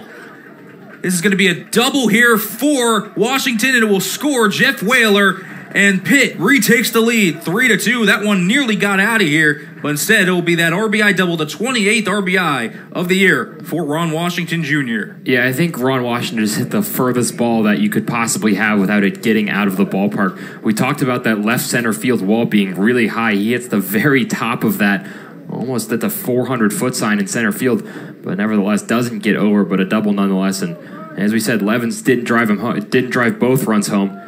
But Ron Washington able to clean up the bases. Now he's in scoring position for Bryce Hewlett. 7 hits already for the Panthers today.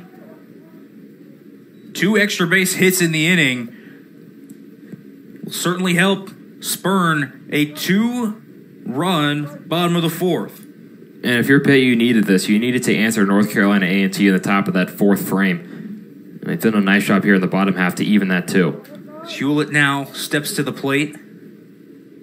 High makes it 2-0. You got a little bit of activity there in the North Carolina A&T bullpen, but I think they're going to ride it out with Carter in this inning. He's been solid still, but he needs to work his way back into this inning here. He's drawn some hard contact from both Washington and Levens, and Hewlett's a guy who can do just the same. Makes it 3-0 now. That's high.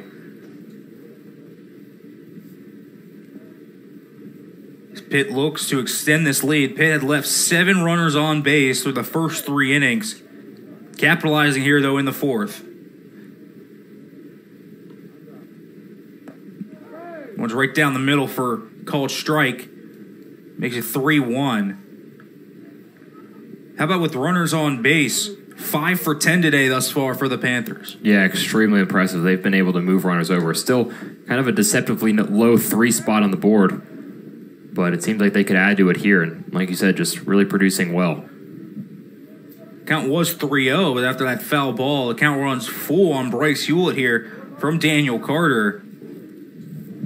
Yeah, really nice job by him. Started at 3-0 and has battled back here. Right back into this at-bat with Hewlett. So the 3-2 jams Hewlett, but this one's going to go out of play. So this battle continues. This is where it gets pretty frustrating as a pitcher. You want to make your pitches. That was a good spot there from Carter, but really nice job by Hewlett fouling it off, and you just keep wanting to go back to that same spot almost on 3-2 to try to get the strikeout. But you know if you make a little bit of a mistake, you give up first base. So big spot here for Daniel Carter. Only 1 out in the inning. Ron Washington Jr. on second. Pitch from Carter. Inside, Hewlett will walk. That's going to be Carter's 4th walk of the day. Yeah, it was a close pitch there from Carter, but you saw Brown set up outside and away. Missed that spot, but still almost got the strike there, and we're going to have another meeting here. Yeah, Ben Hall coming out. This could be the end of the day for Daniel Carter. As Evan DeMorius looks like he could be coming out of the bullpen. Yeah, it looks like he will be the name called here, but not sure yet. It looks like they're going to take a minute on the mound, but regardless, you're going to slow things down here if you're North Carolina A&T. This is an inning where Pitt did a really nice job of battling back. I mean, like we talked about, North Carolina A&T taking the lead in that top of the 4th inning. It happened so quickly. Now in the bottom half, Pitt's done the same thing and battled back to take their lead back. So it's going to be interesting to see if this bullpen can kind of hold things down for the Aggies. And so that will be it for Daniel Carter. Final line, 3 1/3 inning, 7 hits, 3 earned runs, 4 walks, 4 strikeouts. And DeMorius now coming in for NCA&T, Zach. Yeah, DeMorius, not exactly a huge presence there on the mound at 5'10", but he's pitched pretty well this season. A 5.08 ERA coming into the day today. And last time out, a scoreless appearance against Charlotte earlier on in the week. So he was worked a little bit earlier on in this week, but only went an inning. So it shouldn't be too much of a concern there. But yeah, in a tough spot too, especially. I mean, you got 2 guys on here, and you only got 1 out in the inning. So a bit of a tough spot for him to come in, but we'll see if he can shut things down. 21 appearances on the year for DeMorius. 39 innings pitched. 21 strikeouts to 20 walks is an interesting line here. But you look at DeMorius coming in, going to be key. And look at that 5 runs or less. Stat right there, 10-4 when they allow 5 runs or less. That is the story of the pitching for NCA&T this year. So maybe they can buckle down and help themselves a little bit in this game. Yeah, this is a team that does sort of rely on their pitching. They have struggled with giving up walks, but when they get good performances out of their pitching staff, as you can see, they do very well. And this is a game where this is a critical point in this game because if you have these runners come around and score here, you're in a tough spot going into the later innings. You don't want to bank on your offense scoring multiple runs to finish off this game. You want to keep things as little as possible for Pitt, and this is a good spot with Jack Anderson to drive in a couple more. It will be Jack Anderson up here with only 1 out. First pitch from DeMorius on the day is in there for a strike. Washington on second, Hewlett on first. Anderson singled last time, walked his first time. Inside, evens the count at 1-1. Yeah, another pitcher for North Carolina A&T. He's working pretty quickly, is DeMorius.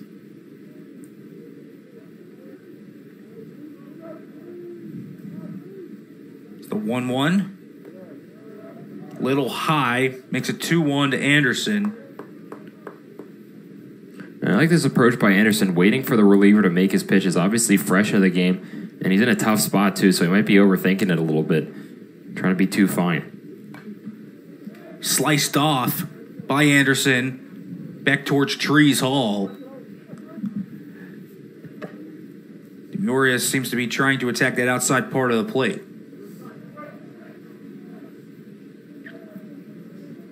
The 2-2. High. This one gets past Brown, and Hewlett and Washington are going to move up to second and third now with one out. The count's still full. That's not what NCAT needed, though. Yeah, not at all. It's one runner in scoring position is enough, and then you got two for a guy coming off. You got the warm-up pitches in the bullpen, but not the same as coming into the game and getting that live action. And Jack Anderson, a guy who's already been on base twice today, looking to do some damage again here. What scored a wild pitch. Demurius tries to limit the damage. Outside, though, Anderson walks for the second time today, and the bases are loaded with one out. Yeah, and we talked about Pitt yesterday with their opportunity with the bases loaded. This is where they need to convert here with one out. It's still a close game. I mean, we've talked about how many base runners they've had in this game so far. Just really impressive offensive approach from Pitt, but they haven't been able to bring him around to score. You can see those runners scoring position. 2 for 6 on the day for them, and North Carolina A&T still not getting those same kind of opportunities. But we've seen already, it's only the fourth inning, already 6 at-bats with runners in scoring position. So they're getting them in position. And again, those 7 runners left on base for Pitt today, they do loom large here in a similar position for Tommy Tavares coming up here. Ben Hall comes out to talk to Demurius a little bit. This is going to be a big moment here in the game. 3-2. This one could really swing either way here, depending on the outcome of this at-bat. Yeah, no doubt. And if you're Demurius, you don't really have a safety blanket, as in there's really no one warming up in the bullpen, so you are the guy to finish out this inning. Certainly he's going to be the guy. And it's Tommy Tavares' time, the freshman stepping into the batter's box. Strike one. Freshman from Brooklyn, New York. Big moment here for Tavares. And Pitt has left 7 runners on base in this game so far, and Tavares looking to change that a little bit. A bases-loaded opportunity here. Great chance to drive in multiple runs. One inside makes it 1-1. As you can see, double play depth here. Corners playing a little bit in. Tavares hits this right to Seaton. Gonna try and get him at second. No. Hewlett barely gets his hand back in there. That one was hit right on a line drive, and it was just hit right to Alex Seaton. Yeah, that's a really tough spot there. I mean, that's some really hard contact from Tavares, and thankfully, Hewlett didn't get doubled up at second. We saw earlier on in the season, a game against Virginia, that exact same situation happened with one out and the bases loaded. Pitt lose their inning to a line drive double play, and thankful to not have that happen again here. Certainly at depth. Now 2 outs here with the bases loaded. C.J. Funk coming up. One's inside for 1-0. Has seemed like that has happened a lot. The good old line drive up the middle caught and nearly doubled up. Hewlett barely got back in there. That one's outside, makes it 2-0. Funk in a good hitter's count now. Yeah, Demurius still having some trouble finding the strike zone, so if you're Funk, you're waiting for your pitch here. Another guy in this Pitt lineup who's done a great job at waiting for his pitch. 24 walks on the year for the Pitt right fielder. Swing at that one. Fouled back into the netting by Funk. Funk already has a hit today.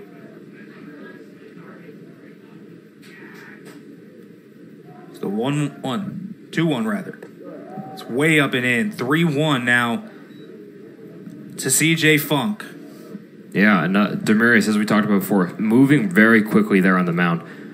Overthrew that one a little bit, came up and in on Funk. Good thing he got out of the way of that one. But he's in a hitter's count here with 2 outs. 3-1. Outside walks a run home. The second run walked home today by North Carolina A&T. We saw a lot of that last night too. Washington scores 4-2 Pitt. Yeah, absolutely. It was one of the keys we talked about coming into the game today. North Carolina A&T needing to iron out that issue with the walks, and they have not done so today. And it's another walk there. It's the 6th of the day for Pitt. Some good eye at the plate for Pitt, but at the same time, if you're the Aggies, you got to start finding the strike zone here before it's too late. Brock Franks comes to the plate. Caught the black on the outside part of the plate for strike one. Panthers with a 3-run bottom of the 4th here. That one's outside to even it up at 1-1.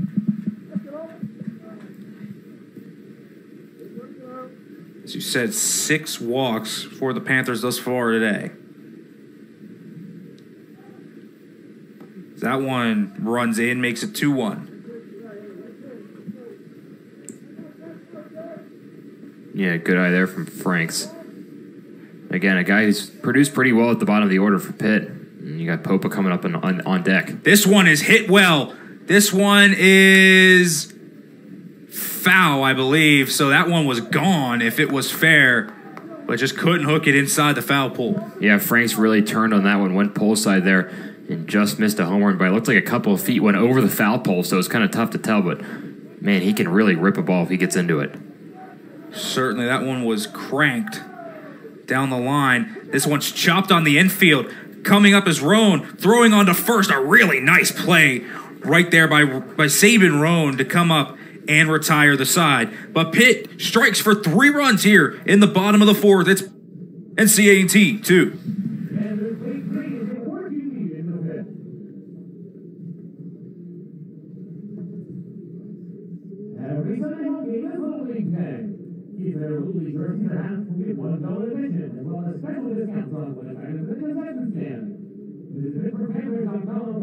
Tickets for more information.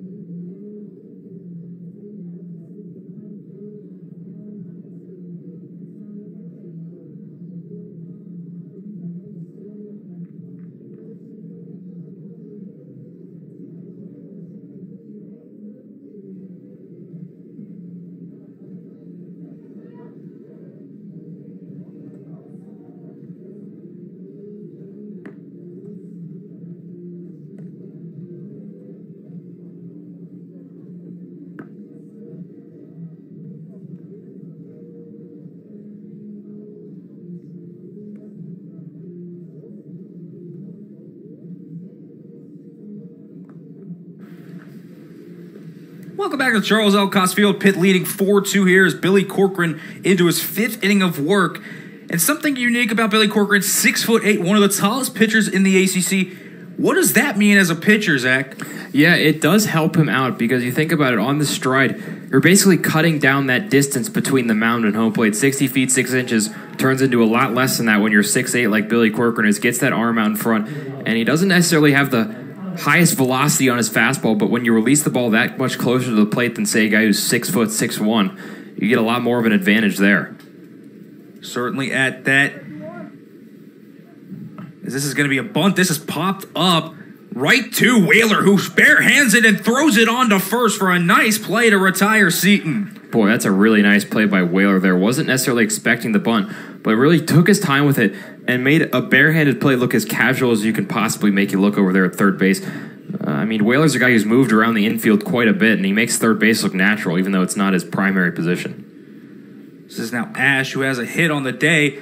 Washington's ranging over to this one. This is in foul ground and out of play. But going back to the height thing about Billy Corcoran, you talk about how it kind of doesn't require as much work, doesn't expend as much energy. And when you look at the longevity of what he's put up this year, I mean, that has to factor into it. Yeah, without a doubt. And it's just, there's so many different advantages that come with being tall and having those long arms like Billy Corcoran has. Another one is just getting that ball out in front of you gives the batter less time to react. So if you're throwing an off-speed pitch, that kind of thing, you give the batter less time to sort of get a read on that. So Billy Corcoran using his height to his advantage, and like you said, letting him go deep into games. The 0-2 now to Ash. That's a swing and a miss. Just easy work here for Corcoran. Strikeout number 6 on the day for him. Yeah, and like we saw in that last inning, ran into some trouble with the 2-run homer. But, I mean, besides that, still pitch count pretty low. I mean, he hasn't really had to work too much. He's still able to go to his pitches in an inning like this where you got 2 outs and nobody on base. He's really just able to go with what he knows. Certainly as Roan comes in and takes a big hack at that one, swings right through it. It's kind of interesting to see Corcoran get as many swings and misses as he does. As you say, not necessarily a power pitcher, but certainly gets enough swings and misses. That was a strike as well, right at the knees. Yeah, absolutely. Going back to his ability to get swing and misses, he's just able to locate so well. You see these pitches low and in, down in the zone, and a lot of movement on his pitches as well. Just makes it really tough to catch up with. Swing and a miss. Levin's going to throw on to first. Hewlett catches it, and that's easy for Billy Corcoran. 7 strikeouts through 5 innings for Corcoran. We talked about Gilbertson having a great start. Corcoran maybe not matching it completely, but having a great game thus far. Yeah, and the big difference between the two pitching staffs is it's still a 2-run game. But the North Carolina A&T pitching staff walked 6 guys. Corcoran, like we talked about, still hasn't walked anybody yet. He's been extremely good with his control. And you take away that one pitch that he missed that ended up on Champion's drive out there in right field. He's put together an excellent performance today. And it just shows he's able to go deep into the game today. I mean, just going with his pitches, being consistent with getting strikes. And he's cruising through 5. Certainly at that, Billy Corcoran's line thus far has been impressive. And hopefully that starting pitching can help Pitt get into the NCAA tournament. They certainly will want to do that. They are teetering right along that line right now on being in or being out, as you can see, Zach. Yeah, and it's a series like this that really kind of makes or breaks you. You get a sweep here and you say, okay, that's what should have happened. But you drop a game or two against North Carolina A&T, and voters will raise their eyes a little bit at this. And Pitt did a great job of beating those good teams last year, but handling business down the stretch is it's going to be key to getting them back to the NCAA tournament for the first time in 27 years. Certainly at that, and Pitt looking to add to their resume down the stretch. You're going to see teams like Notre Dame, Georgia Tech on their schedule, opportunities to make that resume even stronger than it is right now. Yeah, absolutely. You get that chance to sort of get back at that ACC schedule down the road again. And it's such a strong conference. I mean, you can see there's so many teams either in the tournament or right on the fringe of being in the tournament. And it gives you an advantage going into the postseason. You're used to playing these high-quality opponents. And as you get into the deeper part of your schedule, that really pays dividends along the way. Certainly does. The loaded ACC gives Pitt plenty of opportunities to add to their loaded resume already. Remember, started 1-5 in the ACC, have beaten a few of these teams. Miami, they have a win over. They beat Virginia in a series. They have a win over Virginia Tech. They took the series from Louisville. Pitt certainly has that resume blooming. Yeah, and even teams like Clemson, who aren't on this graphic, even in the lower part of the ACC, it's still a really strong team, and wins like that against quality opponents are really going to help you out. Certainly at that, as Popa's going to slice this one out of play. We're back right to where we were last inning with Popa leading it off. Yeah, he's been a pretty solid leadoff guy. I mean, started off the 4th inning with a walk, and really got that started, that 3-run effort for the Panthers. He was really the catalyst to sort of get things going, started off on base, and was able to flip that lineup card over to get into that strong part of the lineup. This one's hit right out to right field, and it's a base knock for Dom Popa. His first hit of the day.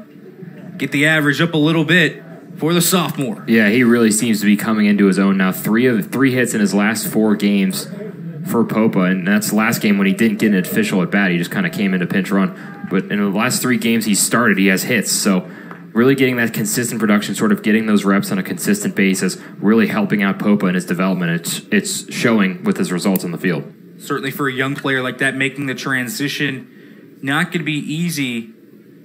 But Pitt really missed the production at the bottom of the lineup with all the injuries that they've had.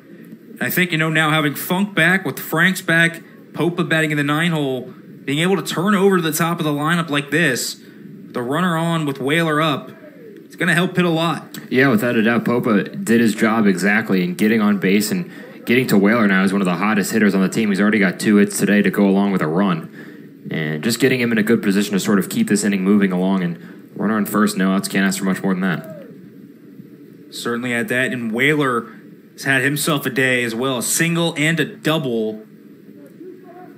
4 hits on the series thus far. That one's low. 2-1 on this count. Jeff Whaler, maybe not one of those flashy players, but does everything you want him to do. A real baseball guy's ball player. This one's popped up on the infield. Sykes under it, corrals it for the first out of the inning. Yeah, saw some trouble over there earlier on in the game on that right side of the infield, but nice play there to track that one down and bring it in. Big first out of the inning, too. I mean, Whaler is a guy who's done a lot of damage today and in this series as a whole. So it's a good thing for North Carolina A&T to get him back to the bench. Certainly at that a key out there for Demurius. Have seen some scenarios where Pitt gets a leadoff runner or a runner with one out and things can go downhill from there. But trying to calm this situation down and keep this at 4-2. Yeah, I mean, like you talk about it, really just hitting is really contagious. You see a couple guys get hits in front of you, get on base. The line really does just keep moving after a while. And if you're a pitcher like Demurius, who has struggled with his control a little bit so far in this one, 2 walks in an inning. So you want to sort of get hits where you can, and then Demurius sort of getting those outs there like that one, a key one to get things started here in the 5th. Tatum Levin's up. Had a single earlier. He's 1 for 3. Had that sac fly the last time. Tatum Levin's now with that sac fly, by the way, has 40 RBIs on the season. He'll hit this one out to right field. This one has a chance to get down. It will. And Popa is going to go all the way to third. Some shrewd base running from Dom Popa. And runners are on the corners with 1 out. Yeah, another really nice piece of hitting from Tatum Levin. We saw him with that single in the first inning going the other way. This time he pulls it to right field and was able to get that one down. So Tatum Levin's really showing his versatility at the plate and able to hit the ball to all parts of the field. Certainly at that. And Popa getting over to the corner. That one was kind of in no man's land. Didn't know if that was going to be caught. Didn't know if that one was going to get down. But Popa playing it just right and advancing up to third. Yeah, and something we talked about, a big difference between yesterday's game and today's game so far, at least. Pitt 6 for 14 with runners on now. That's an impressive mark there, and Tatum Levin's adding to it with that. Hall coming out for a mound visit. Will this be the end of Demurius' day? 1 inning, 2 hits allowed, 2 walks for him. Is some action in the bullpen. Trey Fields coming in. Yeah, we saw Fields pitch a little bit yesterday, and this has been kind of a common theme for the Aggies so far in this series.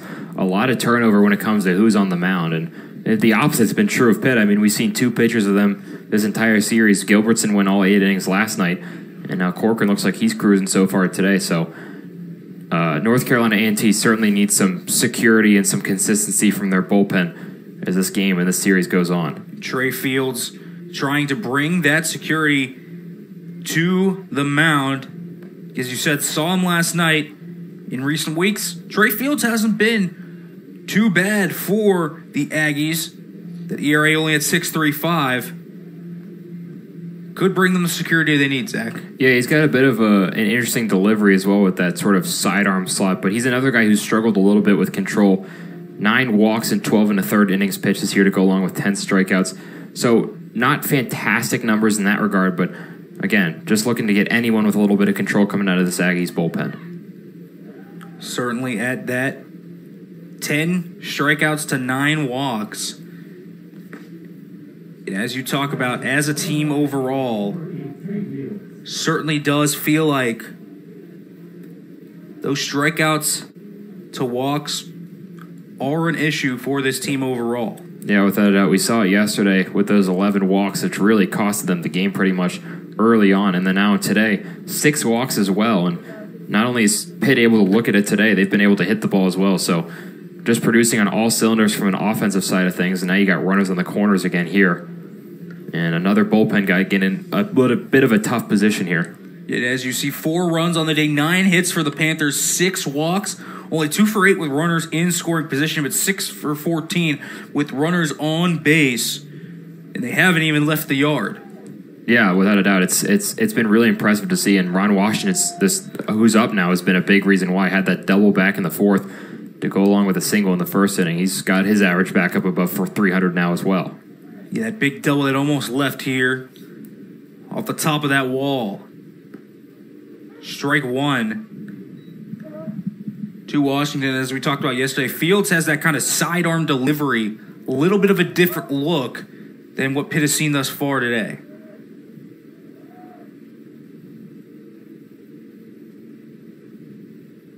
Swing and a miss for Washington. And Zach, when you get kind of that almost sidearm action, it's not exactly like a submarine pitcher, but I mean, it changes kind of how you look at things. Yeah, there's certainly an adjustment process there, and especially coming fresh off the bench in the middle of an inning, Fields might take a little bit for these Pitt hitters to get adjusted to that new look. And you can see Washington checking out that one on the outside corner there. And Fields has been efficient through 2 pitches so far. Certainly has at that. It's the 0-2 to Washington. Runners on the corners with 1 out. And that one, strike 3. 3 pitches and a strikeout for Trey Fields. Quick work. Big-time strikeout for the Aggies. Yeah, really nice pitch there from Fields. Looked like it caught Washington off guard. Looked like he was expecting something else there. But without a doubt, I mean, you get a runner on third with 1 out, and it takes away the threat of a sacrifice fly after that strikeout. Now 2 outs in the inning. And Bryce Hewlett looking to keep things alive. Hewlett is looking to keep things alive. Has been on base twice. Hit by pitch in the 3rd, walk in the 4th. That one right at the knees on the outside part of the plate. Fields thus far has been money.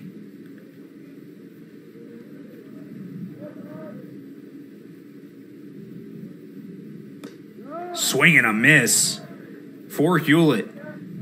I mean, 5 consecutive strikes to open it up for Fields coming out of the bullpen in a really tough situation. You got runners on the corners, and you just come in and start mowing him down pretty much, and he's 1 strike away from getting out of this frame. 3 swings and misses among those 5 as well.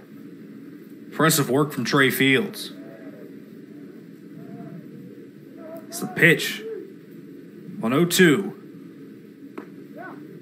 Just off the outside part of the plate, 1-2 as Hewlett watches that one. And that's not a bad pitch at all from Fields. That's an easy spot to get a swing and a miss from if your Fields on the outside part of that plate. Nice job by Hewlett holding up. So the 1-2 to Bryce Hewlett. Runners on the corners pit would like to capitalize on this one. Outside, 2-2. Again, we've talked about those runners left on base. 10 runners left on base by the Panthers, and only 2 of 9 with runners in scoring position. Yeah, it's sort of hard to believe that this is a 2-run game because it feels like Pitt has runners on bases at pretty much all times. You just haven't quite been able to bring them home at the clip that they're looking for today. The pitch, Hewlett fouls that one off. That off-speed pitch may have caught him off guard out in front, but still stays alive. Yeah, it was a fantastic job there by Hewlett to even get a bat on that one. Started his swing really early there on that off-speed pitch. And as you can see there, a lot of runners left on base for Pitt. You got 2 more here with 2 outs. They look to keep that number from going to 12 in this inning. Bryce Hewlett trying to drive him home. The 2-2 from Fields. Swing and a miss. A big strikeout by Trey Fields coming in and getting 2 strikeouts to limit the damage. Pitt gets none here in the 5th inning. It's 4-2 at Charles L. Cost Field.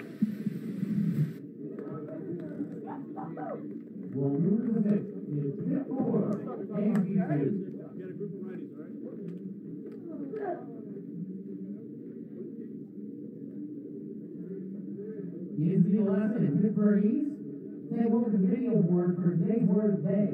Correct. Correct. Never heard that before. Sorry.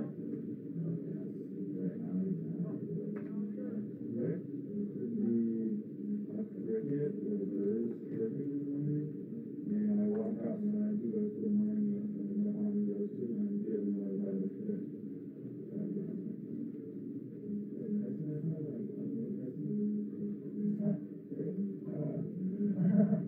I honestly have no idea if this is not because of mine, so in that case, I'm just going to plug. There's got to be a plug or something.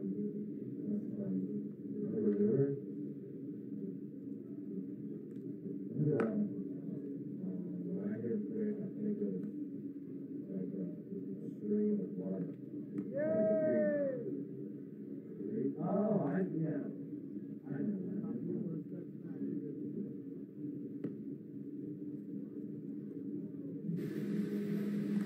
Welcome back to Charles L. Cost Field. Pitt leading 4-2, and it has been a masterful performance thus far for Billy Corcoran on the pitching rubber. Yeah, we saw that 2-run homer given up in the top of the 4th inning there, but besides that, he has been seamless so far today. You see the 7 strikeouts there. Also of note, 0 walks. That's been the big difference between the 2 pitching staffs. Still only a 2-run game, but Billy Corcoran's ability to get the zone and stay in there has been key for Pitt so far today.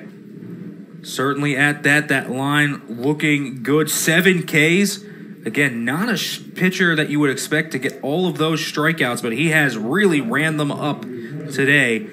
Also had 8 against Miami last week. As it will be Brantley stepping in here for the top of the Aggies order.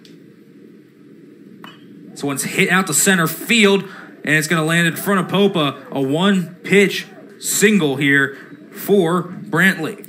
Yeah, that's big for North Carolina A&T. See, coming into this inning, only 1 for 3 with runners on base. So not a lot of opportunities presented to them. To get this runner on base early in the inning is big for them. And then now you have arguably your best hitter come to the plate now in Anthony Hennings. Certainly at that, Hennings coming up to the plate, that .355 average. Hasn't had a hit yet in the series, but one of the more dangerous batters in this lineup. As that one catches the outside part of the plate for strike 1. And if you're the Aggies here, you'd love to see Hennings come through and move the runner up at the very least here. This is a big spot here. Still only a 2-run game as we head into the sort of stretch part of this game in the 6th inning. As Corcoran checks down there on Brantley. One of those guys in the NCAA order that can run. 3 stolen bases on the year. Fouled off now, up 0-2 on Hennings. Yeah, I saw him earlier in the game move that runner up from first with 2 outs. So wouldn't be surprised to see Brantley in motion here with nobody out. So the 0-2 from Corcoran to Anthony Hennings. He now throws it back, checking on Cameron Brantley down there at first. Not a position Pitt's been in a lot this series with the leadoff runner on. This one's hit out to left field. This one's going to get down. So 2 hits to start off the top of the 6th inning at the top of the lineup for the Aggies. And now you really got something going if you're North Carolina A&T. You got 2 of your next 3 hitters up in the order already have hits today. So this is a really good opportunity to cut into that Pitt lead. And Billy Corcoran's really crunch time for him. This is the first time he's really been in any kind of extended trouble, and he's got to battle back here to get 3 outs. Certainly at that. This is now Cameron Jackson stepping to the plate for the Aggies. Corners are in. Jackson shows bunt. Yeah, Jackson, I mean, coming into today, he's hitting .289 on the season so far. This is only the second at-bat North Carolina A&T will have with runners in scoring position. Again, just not getting those same kind of opportunities as Pitt. So we'll see if they can convert here. Lays down the bunt on the third base side. Whaler has to come up to get it. Throws on to first. They're not going to get him. And so the bases are loaded there. A little miscommunication between Whaler and Corcoran. And there are no outs. Yeah, Nick, this is the team we talked about. The team that likes to play small ball, move those runners up. That was just a quality bunt right there. Didn't look like he was necessarily trying to bunt for the hit, more or less just moving those 2 runners into scoring position. But he put it down in a great spot, kind of in no man's land. Like you said, a little bit of a miscommunication but there between Corcoran and Whaler. And just a tough spot for the Panther defense, and he's able to leg it out for a bunt single. Certainly at that. Now Mike Bell coming out to talk to Corcoran and the infield. You're Mike Bell. What's your strategy here? It's tough. This is like the first time you've really seen Corcoran in any kind of trouble. So, just go back to basics. I mean, we saw Corcoran after that home run battle back and just go back to what he knows, sort of hitting his spots, taking his time there on the mound. And so just sort of that's emphasizing that same message. He's still been good so far. You just got to lock down here and try to keep this lead for the Panthers. Certainly do. At that, bases loaded, no outs, with Chet Sykes up at the plate. Fouled off to start off the at-bat. And now the third time through this order, you get the feeling that North Carolina A&T might be getting a read on Corcoran a little bit better as this game goes along. I mean, he's given up 6 hits through 5 innings, so it seems like they're sort of seeing that ball out of his hand a little bit better.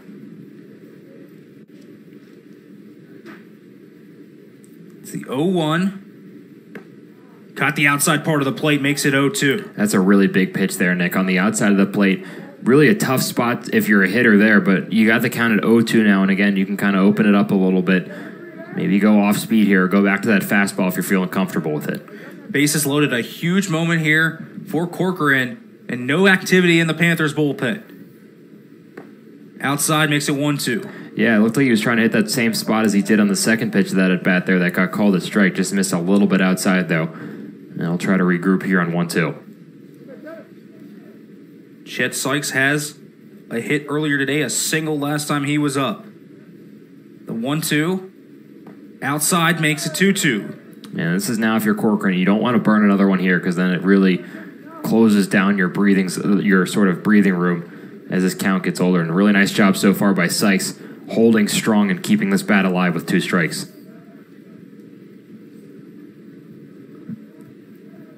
The 2-2 count. Chopped onto third. Whaler's going to come home with it. They're going to get the out. Levens thinks about taking the throw down to first, but he will not, so they will get the force out at home. No run scores. Yeah, that's a really big play there. Really nice job there by Whaler to come home with that one there. And now if you're Pitt, you can kind of open up the double play a little bit, so that ball ordinarily, maybe if it was hit a little bit harder, you couldn't got 2 out of that one. But now maybe shade the infield a little bit over towards the bag, and now you get the opportunity to get out of this inning with no damage done. But Brett Mersman to the plate. Last time he was up, he hit a 2-run homer right on the Champions Drive. That one's in the dirt, makes it 1-0. Yeah, Mersman looks like he's been seeing the ball well all series long. I had that strikeout in the first inning, or the second inning, excuse me. But like you said, the biggest play of the game so far for the Aggies, that home run in the fourth to drive in a couple runs. And it's the reason why they're still within arm's reach of Pitt at this point. Right at the knees, called strike, 1-1. It's Corcoran trying to work through this jam. Huge moment here in this game. 4-2 Pitt.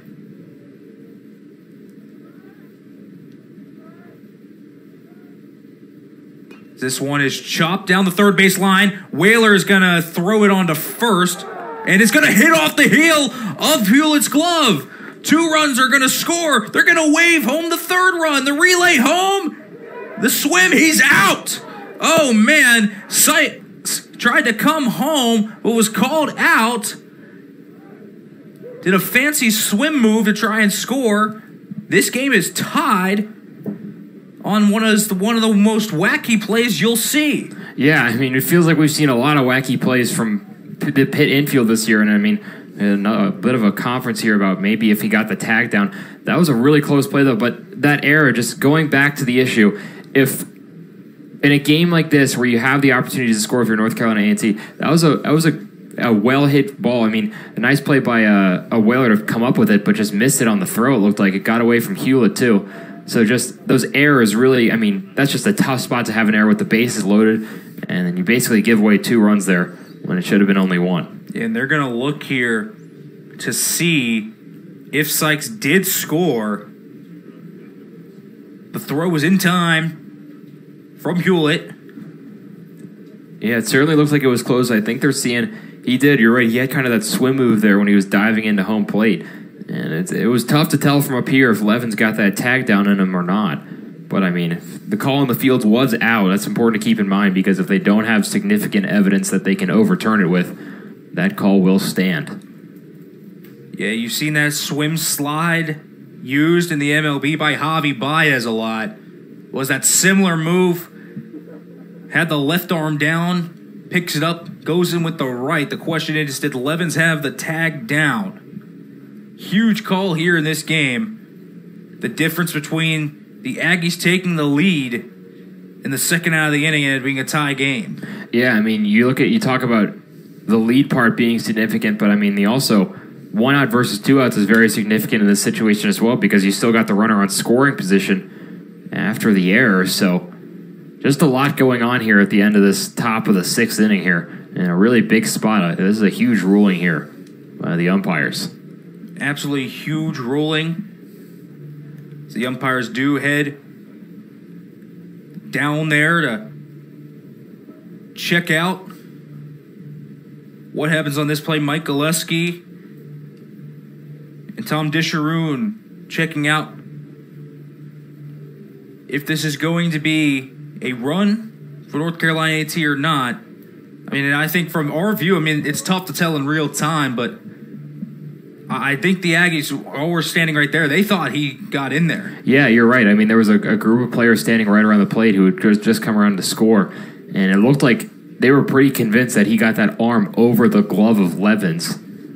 Certainly a close play nonetheless, though. Hopefully they get a good view of it, because sometimes those plays get a little dicey down there near home plate if you don't got a camera on it, but hopefully they get a good view of it and get this call right. It's a big moment in this game. All the question is about, did Levens have that tag down, or did Sykes swim over it? Yeah, and going back to Merceman, though, I mean, nice job to get a bat on that one. It was a softly hit ground ball, but productive nonetheless at the end of the day. As we'll get the call here, it looks like. And he's out. So this will stay tied at 4, with Sykes trying to score, but being called out. Still, the error extremely costly there. Yeah, at the end of the day, that is a big second out for Pitt. I mean, obviously, 2 runs scored for North Carolina A&T. Not something you want to see, especially on an error like that when it should have been a routine out. Granted, a tough play there at third for Whaler, but the throwaway there did cost him a run. And they'll try to regroup here with 2 outs. Brown will come to the plate with an opportunity to give the Aggies the lead. It's 4-4. Brown 0 of 2 today. In there for strike 1. Corcoran still working. Up to 73 pitches on the day. First 5 hitters in the North Carolina A&T lineup now all have hits today after this inning.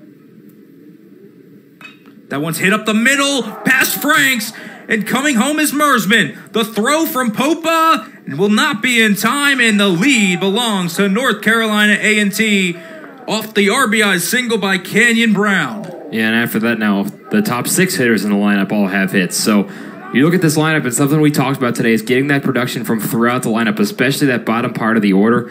They have been very good today, and one thing that they have been doing really well, they haven't gotten a ton of opportunities with runners on base, but they've converted when they've gotten them. Now 3 for 7 with runners on. Really impressive work from the Aggies, and are able to take the lead here in the top of the 6th inning. 5-4 North Carolina A&T as Alex Seaton comes up. Chops this one down the third base line, foul.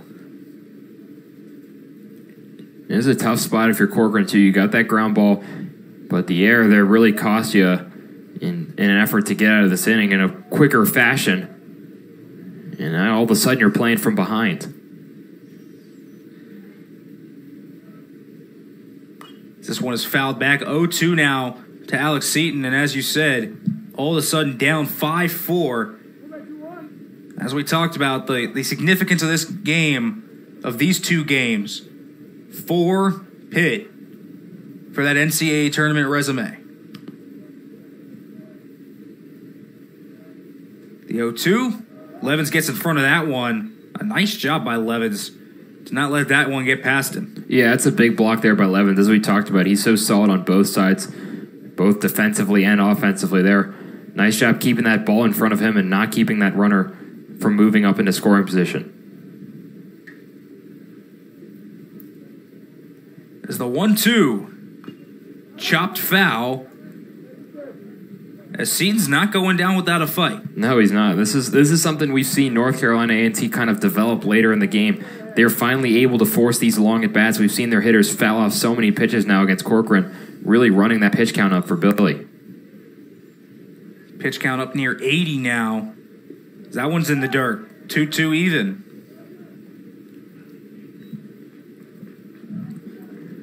As you look at their runners in scoring position, not a ton of opportunities for North Carolina A&T, but 2-5 when they've had those opportunities. Pitt only 2 of 10. Yeah, and 4 of 8 when the runners are on base. So they're really converting at a high rate. Most of that coming later on, especially this inning. This one slicing down the line. Is it going to stay fair? No, it'll just be foul.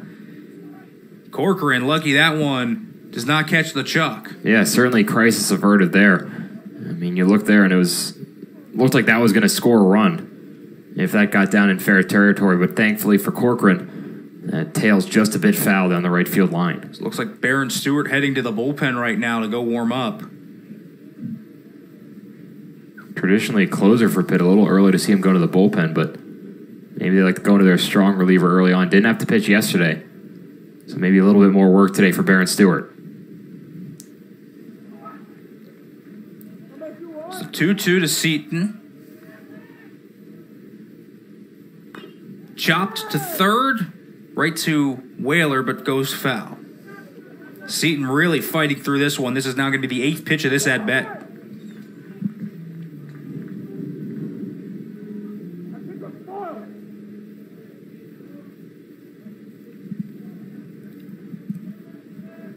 The 2-2 from Billy Corcoran here. Just outside, runs the count full. It's a really impressive at-bat by Seaton, Zach. Yeah, it really is. And I'm just going back to that same point. He's really just making Corcoran pitch. And as this inning grows older, that can really start to get to a pitcher, especially in an inning like this where he's giving up 3 runs. Full count, the pitch. This one is skied up in the air. Whaler under it. Retires Seaton, so Corcoran's out of the inning. But not before North Carolina A&T puts a 3-run spot on the Panthers and retakes the lead. A huge inning for the Aggies. Yeah, and we've seen both of their outbursts in this game. Their offense has come in bunches. When they've had the opportunities to score, they've taken advantage of it. So Pitt's done a nice job as a whole body of work in limiting those runners on base, but the only 2 times they have it has really come back to burn them, and that error earlier on in the inning really costed them as well. So got to clean up that defensively and try to work back in this game with the bats. Certainly at that, and this is now where we have to talk a little bit about Pitt's runners left on base. You see those 12 runners left on base. You see the runners in scoring position, 2 of 10. As we've said, they've had a lot of runners today. It just has not converted into runs. Yeah, I mean, it was something we talked about earlier on in the game yesterday. They did end up winning that one 10-0. But earlier on, North Carolina A&T kept it close due to Pitt's lack of ability to sort of convert with those runners in scoring position. And today they've left a lot of guys stranded in that regard as well. So something that's kind of been a lingering issue for Pitt so far in the series against the Aggies. Certainly at that, Pitt going to have to battle back here. It's going to be 5, 6, 7 in the bottom of the 6th inning for Pitt as they try to claw back into this one. And as you can see, those stats, 4 runs on 9 hits, 12 left on base. Wish there was a little bit more production in the run category. Yeah, I mean, 9 hits through 6 innings is an impressive number, but when you have a couple issues in the field like that in the last inning, some hard contact given up by Corcoran, and then the error obviously as well, you're going to need the bats to come alive here once again. And this has been a team that has stood on their hitting abilities throughout the course of the season. So hopefully they can battle back here and try to work their way back into the lead. And you look at that 4th inning as well when North Carolina A&T put up 2 runs. Pitt answered back in the bottom half with 3 of their own. So they look to be looking to do the same thing here in the bottom of the 6th. Certainly at that, and Trey Fields getting his 2nd inning of work, came in that bottom of the 5th, got 2 easy strikeouts on Hewlett and Washington. Jack Anderson leads off. 2 quick strikes for Trey Fields. Yeah, and I mean, he's been really efficient. We've seen him come in and really do some damage. We saw that last inning kind of shut down that threat for Pitt, and he's been efficient so far in the 6th as well. Certainly has at that. And Anderson gets caught on the off-speed pitch. Just dirty stuff from Trey Fields. Yeah, we've seen that a couple times. Hitters out in front of that off-speed pitch from Trey Fields. A bit of as we talked about, a funky delivery there, and it kind of causes that pitch to come not a lot of up and down, but more side to side there. And Anderson got caught out in front of that one for the first out of the inning. Really funky pitch there from Fields. Now Tommy Tavares stepping in to the batter's box. Is that off speed again? It's got a lot of movement there, Nick. I mean, it comes straight from the inside of the plate from the right-handed hitter right down the middle, and you don't get too much time to decide if you're going to hit that or not. That late movement. Curveball now comes back with a swing and a miss. I mean, how do you deal with the curveball movement and then the other off-speed pitches that Fields has? It is filthy stuff. Yeah, it's all a timing thing, and it's really tough because Pitt doesn't look like they're really getting timed up with Fields very much at all so far, and you see it again there with Taveras. A swing and a miss with Taveras. How about this for Trey Fields? That one goes away, though, as Brown throws it into right field. And so the strikeout on the dirt for Fields, he has 4, but Taveras reaches base. Yeah, Brown looked so casual trying to make that play. He came back into fair territory and looked like he was going to kind of swing it over there. Didn't even think about it. And it's just a misplay there from Brown. I don't know if that slipped out of his hand or what, but Sykes was unable to handle it there at first, and a gift there for the Panthers. Certainly at that. Now Funk up. That one outside makes it 1-0. Not something you see too often. The strikeout swinging, but reach out to first on the throwing error. As Fields makes sure to keep Taveras honest on first base. CJ Funk coming in here has reached base twice with a single in the third.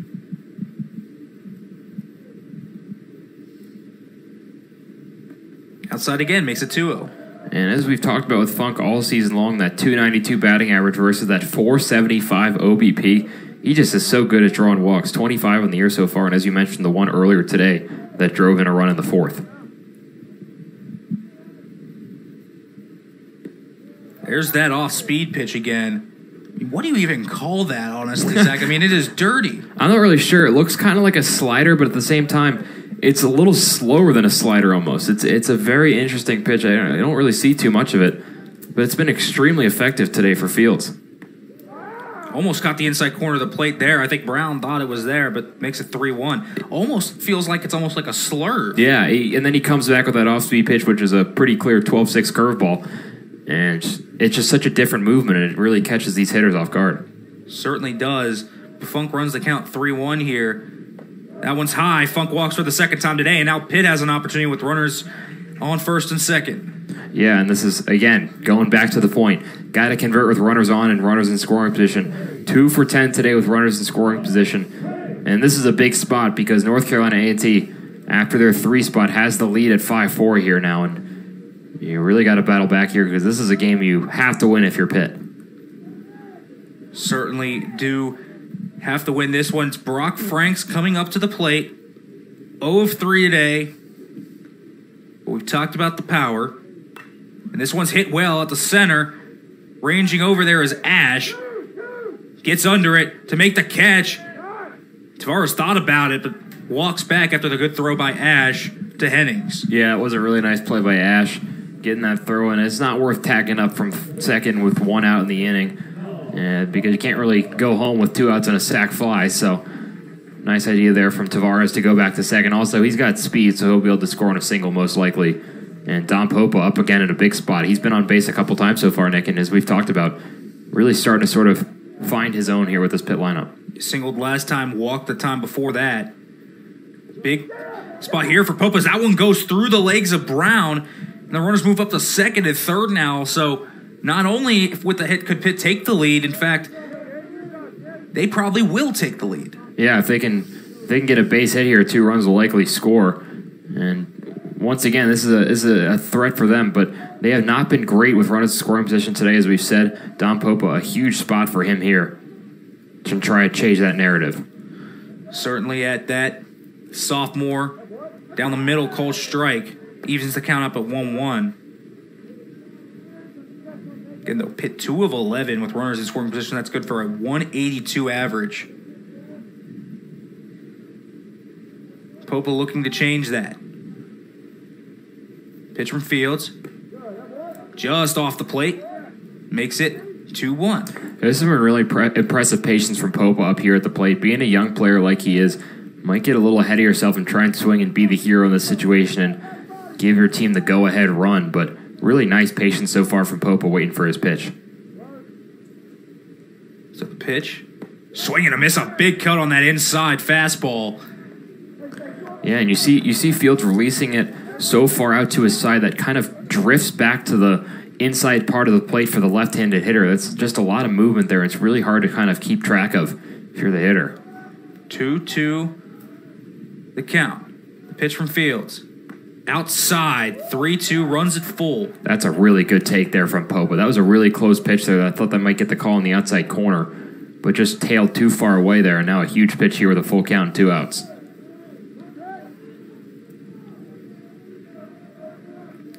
Full count here. Runners on second and third. Got the outside corner. Fields with a huge strikeout, his 5th strikeout of the day. He escapes. North Carolina A&T leads 5-4 here as we head to the 7th.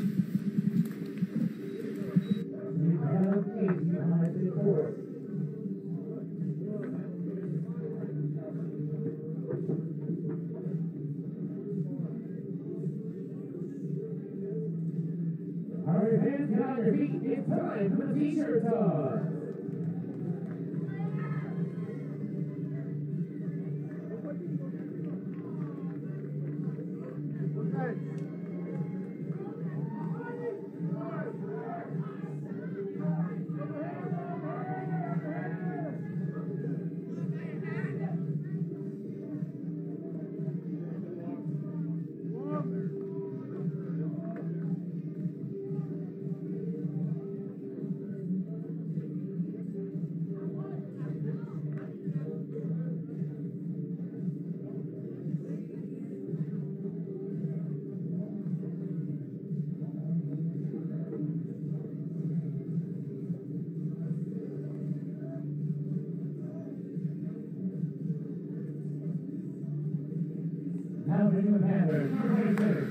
Welcome back here to Charles L. Cost Field.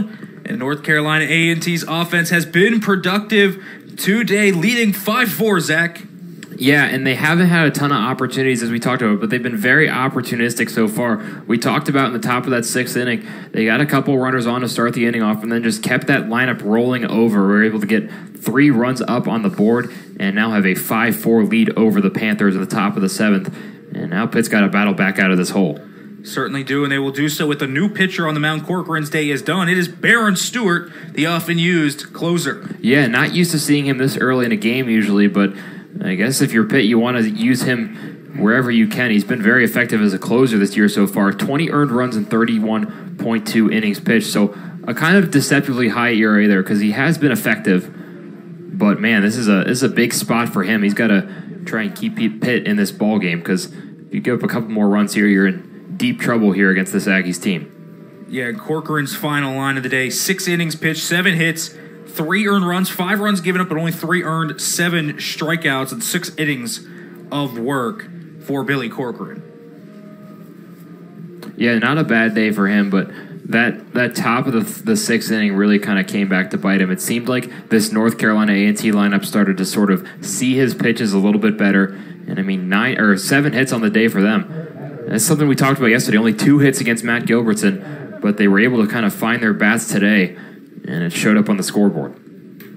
Certainly at that, and leadoff batters have been a thing where NC-A&T has not been as productive as Pitt. 2 of 6 for Pitt, 1 of 6 for NC-A&T, but got that leadoff batter last inning that really sparked the entire thing. Yeah, without a doubt. It's been something, like we said, it's a momentum thing, and if you're a team like North Carolina A&T, not expected to necessarily win this game, but if you can get those runs sort of coming in bunches and keep that momentum going and sort of give your hitters confidence. I mean, Nick, they got 7 of their 9 guys in the lineup today with hits.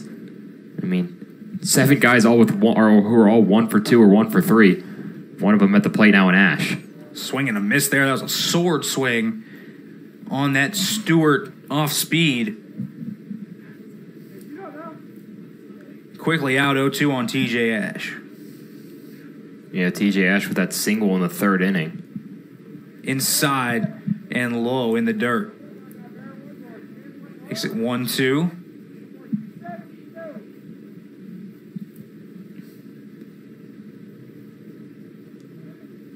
It's Baron Stewart. Winds up. This one is chopped through and just found the open spot. So for the 2nd straight inning, it's a leadoff runner here for the Aggies on that single by TJ Ash. Yeah, 2nd hit of the day for Ash, and that one just found a tough spot there. I mean, soft contact off the bat, but just through that hole between the third baseman and the shortstop. That's a big leadoff hitter. As we talked about, they got that leadoff hitter on last inning, and they were able to produce something out of it. So we'll see if they can kind of repeat the process here in the 7th.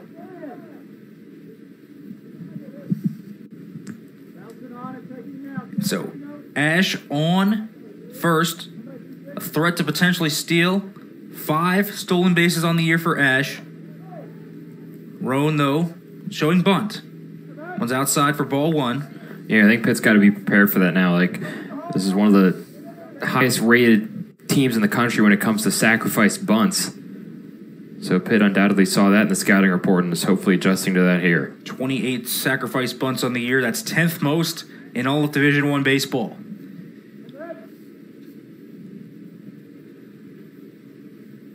The second pitch is right there at the knees on the outside part of the plate, called strike 1. Yeah, it's a nice pitch there by Stewart.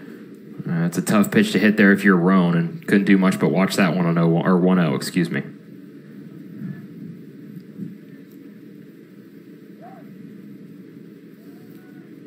Showing bunt. Roan tries to lay it down, but goes foul now, 1-2. At this point, the bunt's probably out of play. Yeah, you got to think the bunt's off here with 2 strikes. Can't afford striking out via the bunt. Roan, not a fantastic hitter on the season, but still a small sample size. Only 3 for 19. He's got a couple RBIs as well, and 2 extra base hits. So he can drive the ball a little bit if given the chance. Pitch from Stewart on the 1-2. Ash is off. The throw from Levens. That one just goes out of the glove of Tavares. And they're going to call interference, it looks like.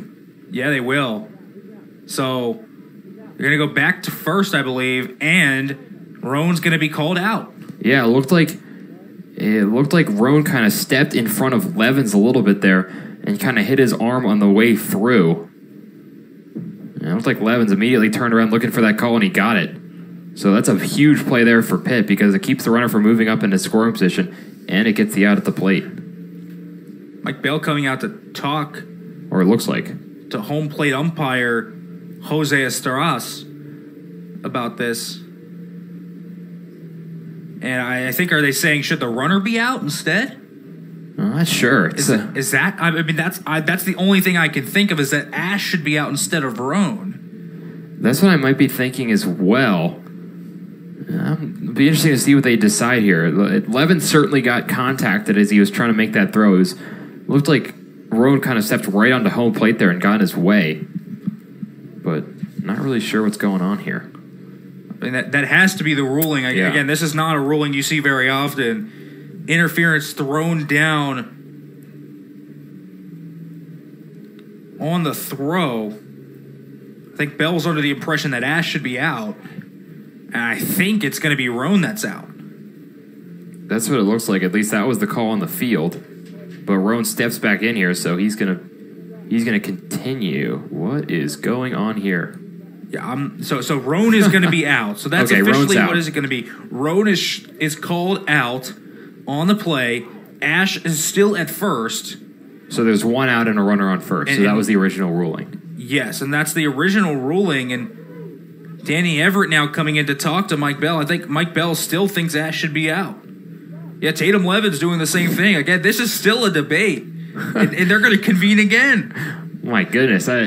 So as of right now, we have the original situation with a runner on first and 1 out. We think that's how it's going to stay, but Mike Bell seems to have some issue with that ruling. We'll see what it is. I assume it has something to do with Ash being out. It has to be. I mean, I have to imagine, again, that it's Ash being out and Roan still batting with a 2-2 count. That has to be what it is. And this is clearly what Bell is arguing here. Yeah, because, I mean, you think about it, Levens put a good throw down there. I mean, he almost got him with the interference. So you got to. He almost did, yeah. You got to think about the fact that if there wasn't any interference, Levens likely would have had Ash nailed there at second base. And now Barron Stewart got to stay warm here. Bit of an interesting ruling here in the top of the 7th. A lot of interesting plays here at Charles L. Cost Field. Yeah, we've been here for a few of them, Nick. I mean, remember the play at third base where he didn't touch the bag, and yes, this place has seen a few interesting. The triple play. Nick Faribault, Zach Gibney here. And this is, this is big because either one, the runner's out, which is probably preferable for Pitt, Yeah. or Roan is out. There's getting an out either way. It's just is who is supposed to be out. And Bell and Levens are under the impression that it's supposed to be Ash. Meanwhile, the umpires are under the impression it's supposed to be Roan. Yeah, I feel like this ruling is going to stay as it was called on the field, though, And will. with one out and a runner on first. Mike Bell has retreated back to the dugout, and Cameron Brantley coming up to the plate. Tatum Levens turning around, making sure there's one out after all this, and finally got that ironed out, and I guess we'll get right back into it here. So after that odd ruling, it ends up with Roan essentially striking out and Ash being on first base. Cameron Brantley ready to go. And this one is hit well out to deep right field. This one is gone. It's out of here. A home run for Cameron Brantley. He takes Baron Stewart deep. That's number 5 on the year for the leadoff hitter for the Aggies, and they lead 7-4 here at Charles Oakhurst Field. How about that from Brantley? He's standing there waiting. He doesn't know if he's hitting or not for the last 5 minutes, and then the first pitch he sees, he puts it over the right field wall. Man, talk about clutch right there. And as we talked about, North Carolina A&T gets a runner on base, and they bring him around to score on the home run. That's the second time we've seen that happen so far with the 2-run homer. And now a 3-run lead for them all of a sudden. 3-run lead for the Aggies to extend that lead. Was inside to call ball 1, but man, Brantley really barreled that one up and crushed it over right field. Yeah, he really did. A really nice piece of hitting there. And for a guy like Baron Stewart who just checked into the game, you got to really get your bearings about you now because you can't give up another run here in this inning to the Aggies, who have been very strong offensively in the last 2 frames. Certainly have been at that. 7 runs scored today for the Aggies as this one's hit inside out as Hewlett will step on first to retire Hennings. Yeah, and if you're Stewart here, this is a bit of a unique situation for you. You're used to kind of dealing with the lead and coming in late in games, and that's certainly a different mindset than here. You're more trying to just keep your team afloat rather than win the game, so it's a bit of a different approach there. But it'll be interesting to see how Baron Stewart handles this. Certainly at that. The pitch from Stewart here now is fouled off on the check swing by Jackson. As you said, though, earlier this month, NC A&T did beat North Carolina 7-6 in Chapel Hill. In fact, that was their last win, as that one's fouled off to make it 0-2. They come into today on a 9-game losing streak, trying to snap that. Yeah, and they're doing a really nice job of trying to stop that trend here. That's been their issue. I mean, we talked about the differences in wins and losses and their production at the plate. And they're certainly producing at the plate today, and that has been the key to their success this season. Certainly at that, the 0-2 pitch from Stewart. High, makes it 1-2. And if you're Stewart, you now got the bases clear, so at least there's that to where you can kind of have a little bit of breathing room and not be burdened with the fact that there might be someone on base. You got action in the Pitt bullpen as well. Pitch from Stewart. Swing and a miss, got him. First strikeout of the day for Baron Stewart, but not before the 2-run home run by Cameron Brantley makes this 7-4, and now Pitt gonna have to battle back on offense again. It hasn't been for a lack of opportunity for the Panthers. They just have not really been able to take advantage of it. 2 of 12 with runners in scoring position today. Yeah, I mean, Nick, it feels like we've been in a very similar situation for a while now. North Carolina A&T will put up across a couple runs, and maybe Pitt will get to the bottom half of the inning and get the bases loaded, and we'll be like, oh, this is where they kind of break through. But they haven't really broken through yet. And North Carolina A&T has taken advantage of that because they have been able to bring those runners across. And Pitt's got to really get moving here. We're getting late in this game. I mean, we're already at the 7th inning stretch. So you got to think, okay, this is where the spot where you kind of get those runs on. They've been able to get runners on base. I mean, they have 9 hits, and they've walked a bunch as well. They've had 7 walks in this game as well. So 9 hits and 7 walks usually means more than 4 runs, but they've just left too many guys on base to have a lot of success in that department today.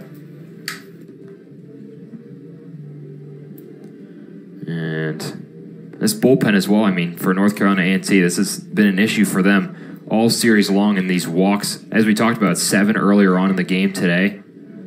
But now, relievers asked to be doing a lot, and Trey Fields has been doing really well with that. He's, as we talked about, that off-speed pitch has been really effective, and he's been really confusing pit hitters today. Certainly 1 2/3 innings pitched thus far, and the thing that will stick out about Trey Fields thus far, 5 strikeouts, Zach.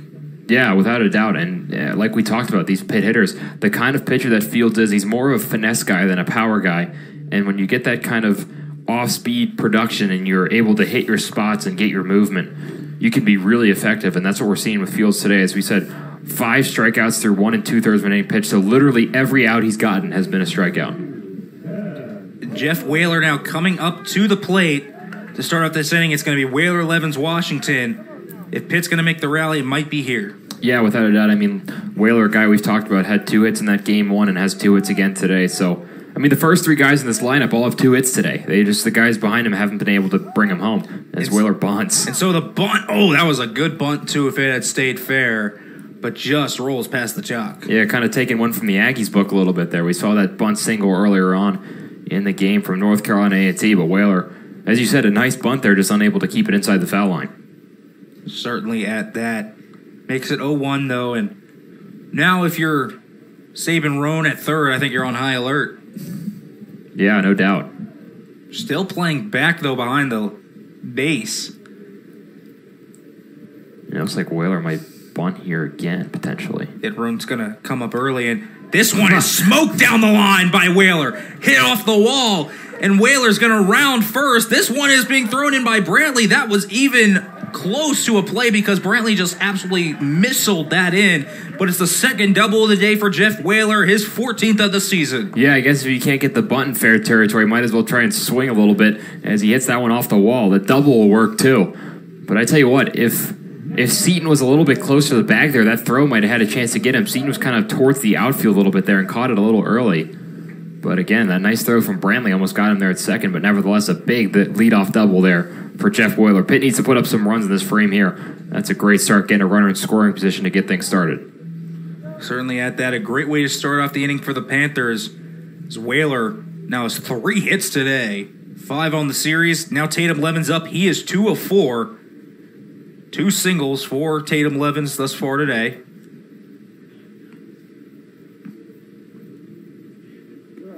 That one is just a little bit low to make it 1-0.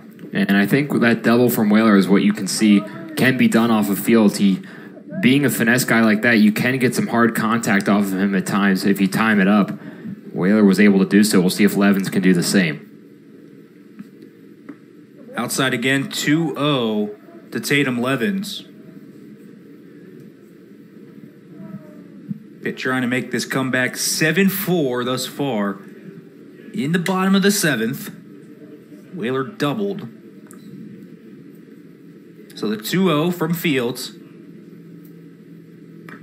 Chopped foul by Levens. There's definitely some action going on right now in that Aggies bullpen. Not 1 but 2 pitchers warming up for NCA&T.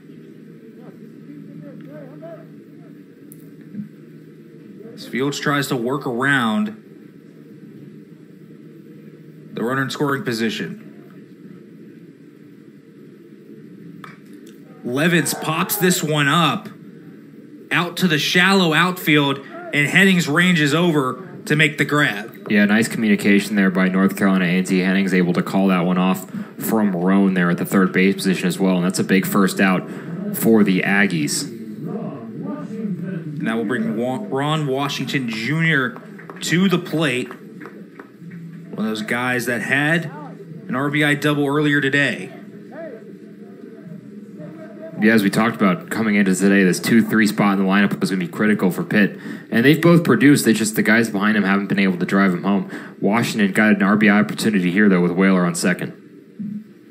Certainly at that one's outside. Makes it 1-0. Washington 2 of 4 today with an RBI. As you can see, 2 guys working out there in the North Carolina A&T bullpen.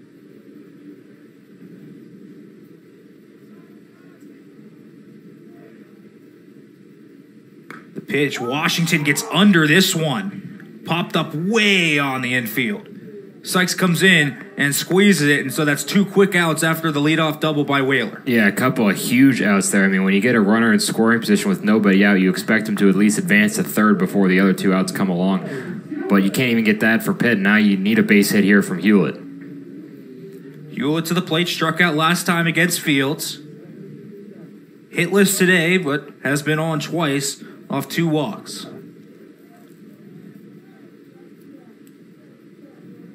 Swing and a miss on a big cut from Bryce Hewlett. Yeah, we've talked about how that average for Hewlett has dropped throughout the season. Still .440 on-base percentage for him, though. And he's looking to change that number right there. 2 for 14 with runners in scoring position. They're 10 for 30 on the day or Pitt. That's a .333 average. 2 for 14, 143. So almost a 200-point drop when there's a runner in scoring position. All about situational hitting for the Panthers today. As that one caught the outside part of the plate, makes it 0-2 here to Bryce Hewlett. Yeah, now Fields is 1 pitch away from getting out of this jam. Pitch. Hit up the middle. Is this one going to get through? Seaton dives. Makes the play. Throw to first. Got him. Wow. What a play by Alex Seaton. Robbery of Bryce Hewlett. Here to end the bottom of the 7th. It's North Carolina 7, Pitt 4.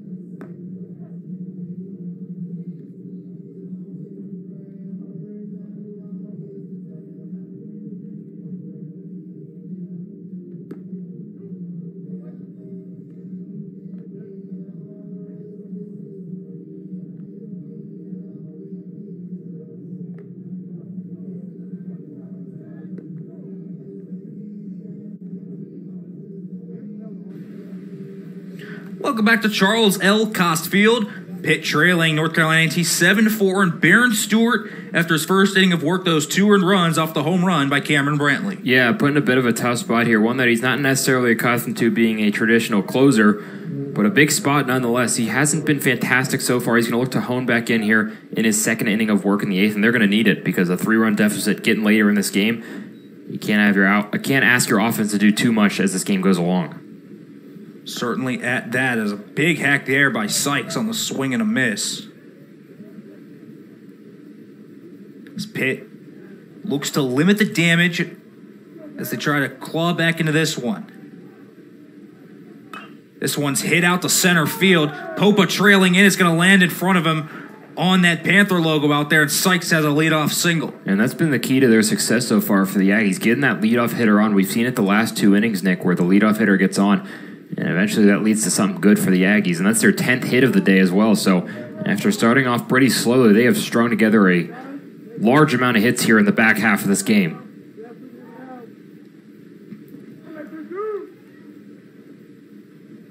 It's now Mersman to the plate. So he's had a productive day would be an understatement. 3 RBIs for Brett Mersman today. Swinging and fouled off to the backstop. Just seems like he's seeing the ball really well so far. And talk about that error in the 6th inning as well. It might have beaten that out for a single almost if not for the error. And he's got 3 RBIs on the day, really spearheading this North Carolina A&T offense. Certainly at that 0-1 here to Mersman. Strike 2, nice pitch by Stewart on the outside part of the plate.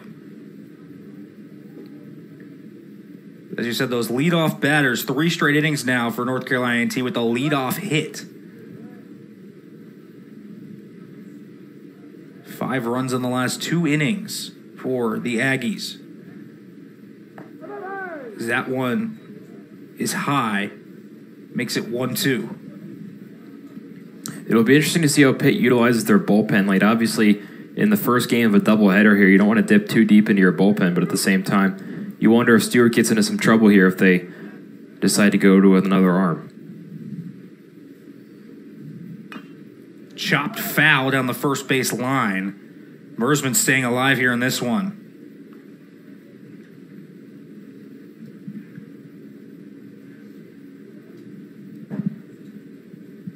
The 1-2 here from Baron Stewart to Brett Mersman.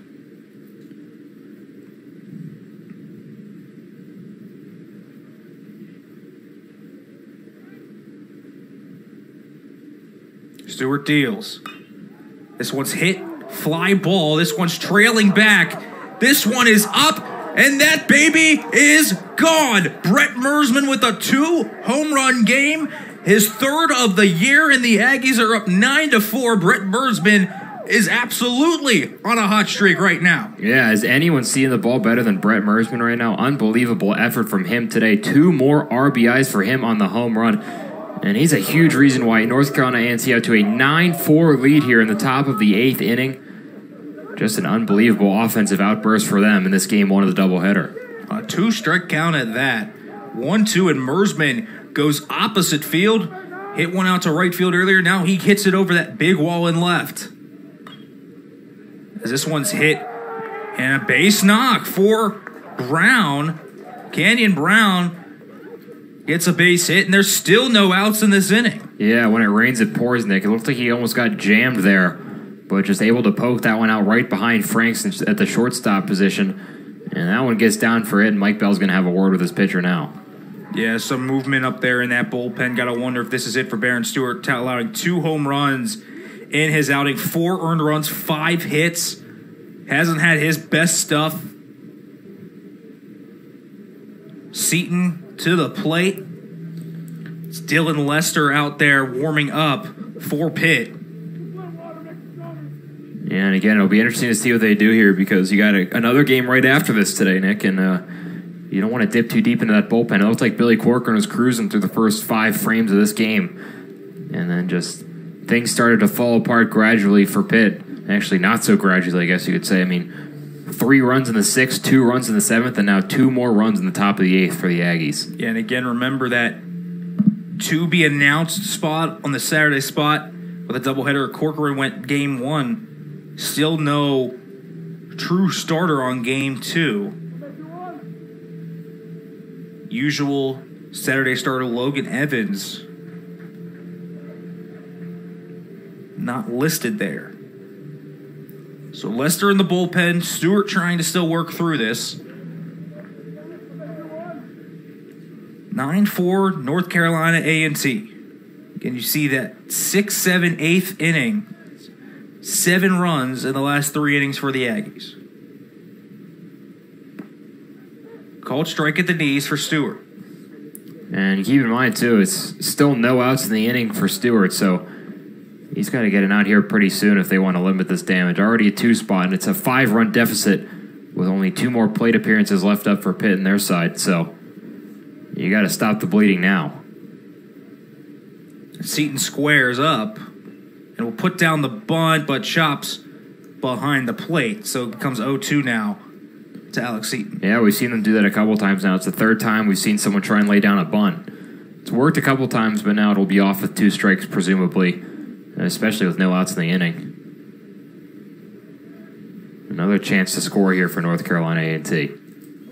Certainly, small ball part of their game has come into factor here in this game. But 0-2 now, Stewart.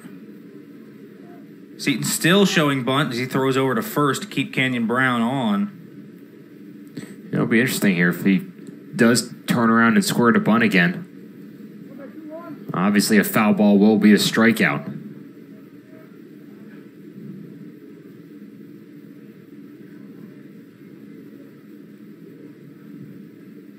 He's going to swing straight away, and he lines that one foul into the Panthers bullpen. My goodness, if he straightened that one out, that was hit on a frozen rope out there into that Pitt bullpen area. Just pulled that one a little bit too much. Interesting, came back after that pickoff attempt to show straightaway swing. It's the 0-2 count from Stewart. Chop down, foul. But Seton staying alive here. Still down 0-2 in the count, but an impressive at-bat here for the graduate student. Yeah, Dylan Lester still up there in that Pitt bullpen. It'll be interesting to see how they use him, if at all, in this inning. So the 0-2 offering. Swing and a miss in the dirt. Stewart fans Alex Seton. Yeah, that's a big strikeout there. You needed to get it out at some point here in this inning, especially after the 2-run spot was put up. So now a double play would end the frame, and you finally have that hope that you can get out of this pitch in an inning, or get out of this inning in a pitch, excuse me. Other way around there. Now is TJ Ash up to the plate. He's 2 of 3 today with 2 singles.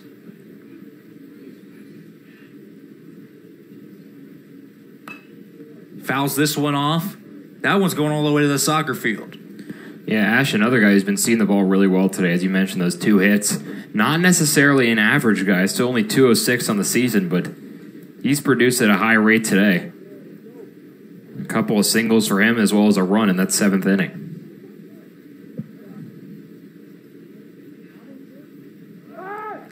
Checks back on Brown at first. No stolen bases for him so far this season. 1 attempt, caught stealing on that attempt.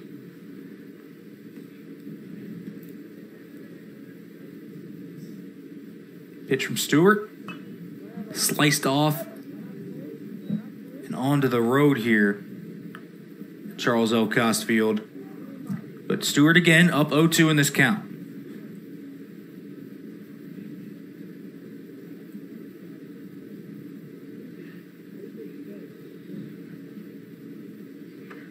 The 0-2 from Stewart.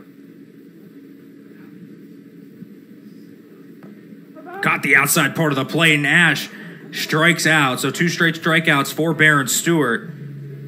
Sabin Roan will come to the plate. Yeah, nice job by Stewart here, showing some resolve as this inning has gone along. Obviously, the 2 home runs on his stat line going to be glaring at the end of the day, but a really nice job by him trying to get out of this 8th inning, still within reach. Certainly at that. Sabin Roan now to the plate is 0 for 3. Starts off that at bat with a ball. NCAA now up to 12 hits on the day. Roan, one of only 2 players in the lineup without a hit so far today. Hasn't joined the hit parade just yet. What an impressive effort, though. I mean, basically just emphasizing our point before the game, Nick. Just everybody hitting. You had 5 guys with multiple hits in this one for the Aggies. Certainly there. That one's high and in, though. 3-0 now to Roan. Not just the hitting, though. After Carter has left the game in the 4th inning, the pitching is really buckled down as well for the Aggies. Yeah, without a doubt. They had some of that control issue earlier on in the game, but they've really done a nice job of cleaning that up as this game has gone along. And speaking of control issues, another walk here. So runners on 1st and 2nd now, with Cameron Brantley coming up to the plate. The last time he was up, he took Baron Stewart deep. Yeah, another one of these guys just seeing the ball really well. Started off the game with a couple of strikeouts in the 1st and the 3rd inning, but a single in the 6th, and obviously that 2-run homer in the 7th. Putting together a really good day is Brantley.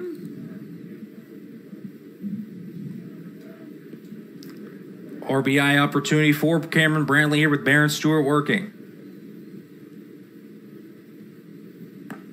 Strike called on the outside part of the plate. Start the at-bat at 0-1.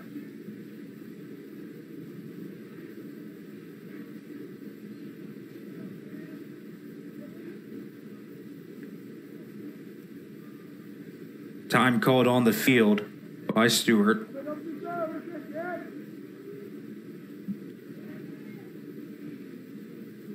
It's the pitch. Swing and a miss. by Bradley got him way out in front of that off speed. Yeah, it really seems like Stewart's locking in here in the back half of this inning. Last couple batters have really had no answer for Stewart. So 0-2 now to Cameron Brantley.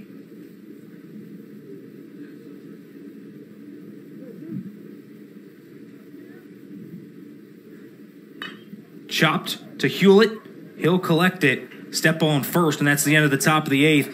But not before Brett Mersman hits a 2-run homer and gives NCA&T a 9-4 lead here heading into the bottom of the 8th, Zach. Yeah, now in his Pitt's coming to the plate here, you need to get something across in the bottom half of the 8th inning. You can't be asked to put up a 5 spot in the bottom of the 9th. That's too tall of an order. Jack Anderson's going to be up in this inning as well for Pitt. So you got a good part of your order coming up. They've been doing really well lately with Anderson, Tavares, and Funk. But you need something to come across here, Nick. Certainly. And Trey Fields is going to come out here for another inning of work. It looks like 2 2/3 innings pitched already for Fields. But he's been really good. Has really helped stabilize this game for NCA&T. But now you talk about the importance of this game. NCA&T up 9-4.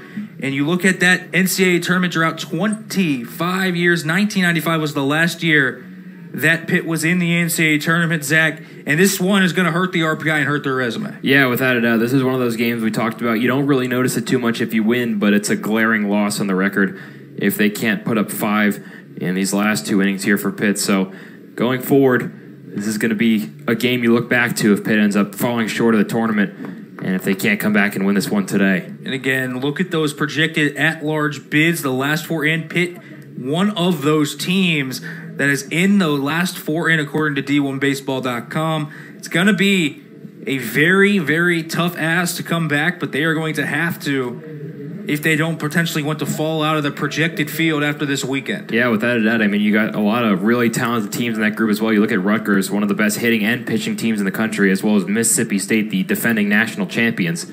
So if you're Pitt, you really got to keep step with all of those guys who are all going to win their fair share of games down the stretch as well. Certainly at that. Opportunity for Pitt here, though, in the bottom of the 8th to maybe get something going as Fields puts that one in there for strike 1. Yeah, and as we talked about, high strikeout numbers for Fields already today. 5 strikeouts and 2 2/3 of an inning pitched. And he's kept that pitch count relatively low as well, still under 40 for the reliever for North Carolina A&T. He's a big reason why they've come out to this lead. A couple of shutout innings from him, getting out of that jam against Pitt in the 6th.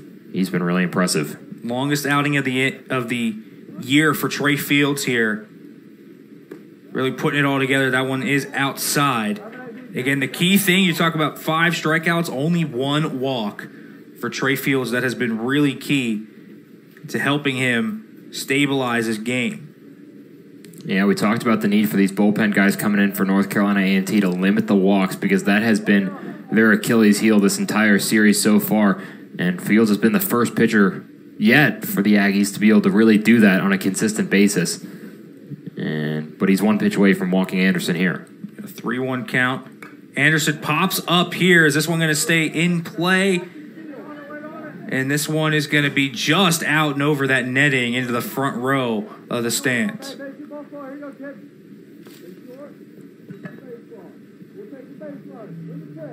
Yeah, kid with a souvenir there. Always great for the young kids to come out here and get some souvenirs of the baseball game. Certainly we all remember that from when we were young. Absolutely. Full count here to Jack Anderson from Trey Fields. Outside, he'll walk. So a leadoff base runner for the Panthers. And that's really what Jack Anderson does. He kind of flies under the radar in this Pitt lineup. But that's his 4th time on base today. He's got 2 walks to go along with that single, or 3 walks now after that to go along with that single in the 3rd. And he really just does a really nice job of just getting on base quietly and keeping this line moving. Jack Anderson, really solid pickup in the offseason for the Panthers. Certainly at that as Tommy Tavares to the plate. 0 of 3 today with a walk and that weird strikeout, but not throw him out play as he swings and misses at that first pitch to make it 0-1. Yeah, you don't really see too much a guy advance to third after striking out, but that's exactly what Tommy Tavares did in the 6th inning after that miscue. So that one misses to make it 1-1. Pitt could use a jolt from Tavares here.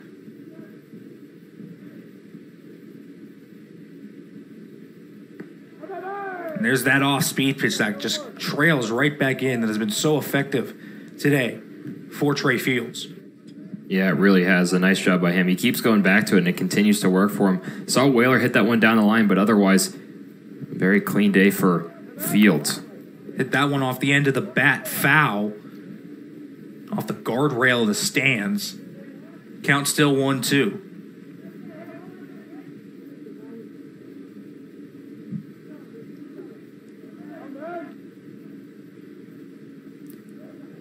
Outside, evens up the count at 2-2. Tavares battling here in this at-bat.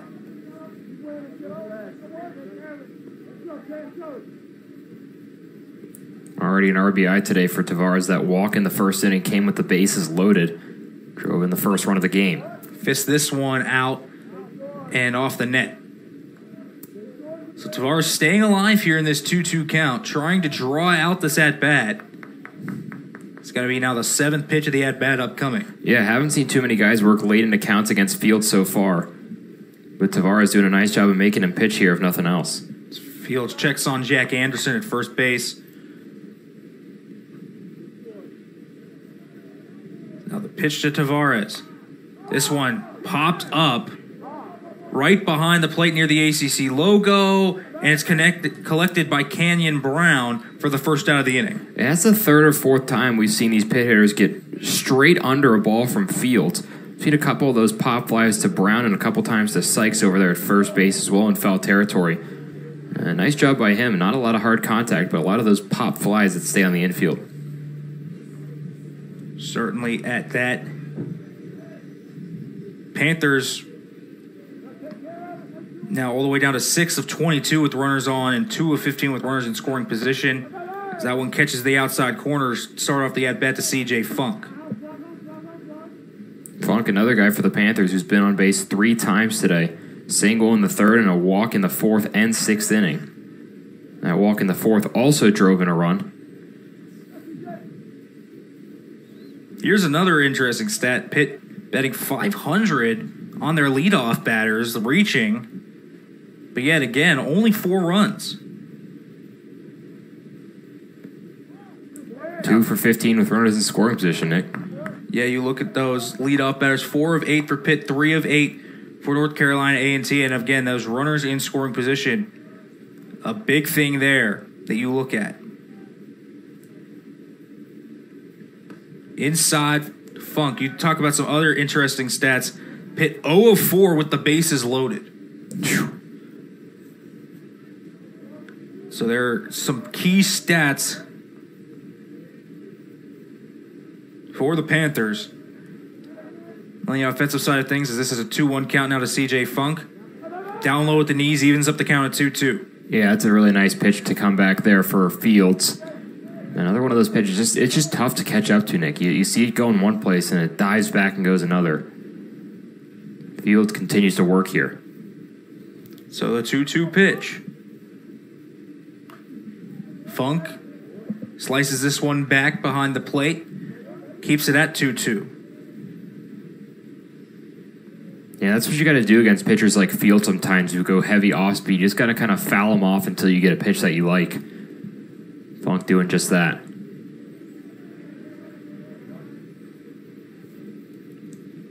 That one inside makes the count full. I think Funk thought that was ball 4. But instead it's ball 3. Happens to the best of us, Nick. It certainly does at that. Certainly does.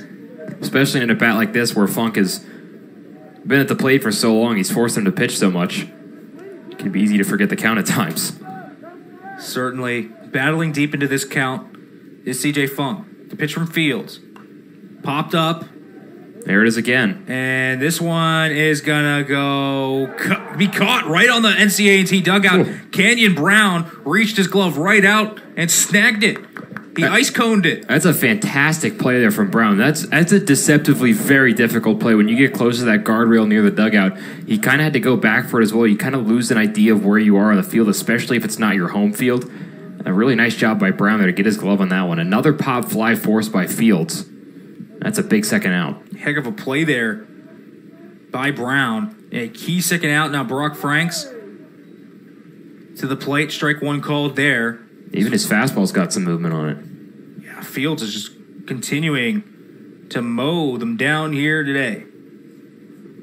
Impressive stuff here from Trey Fields. 1-1. Now evens up the count.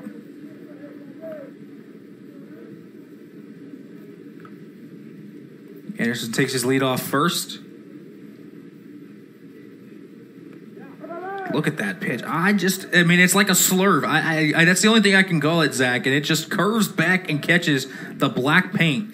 As a hitter, I mean, that has to be so hard to hit. It makes it so tough as a lefty, too, because that's going backdoor, and it's not very hittable for most of its time to the plate. And then you see it at the last second, and you got to kind of stick your bat out and hope for the best sometimes. Pitt's left-handed hitters today are 3 of 14.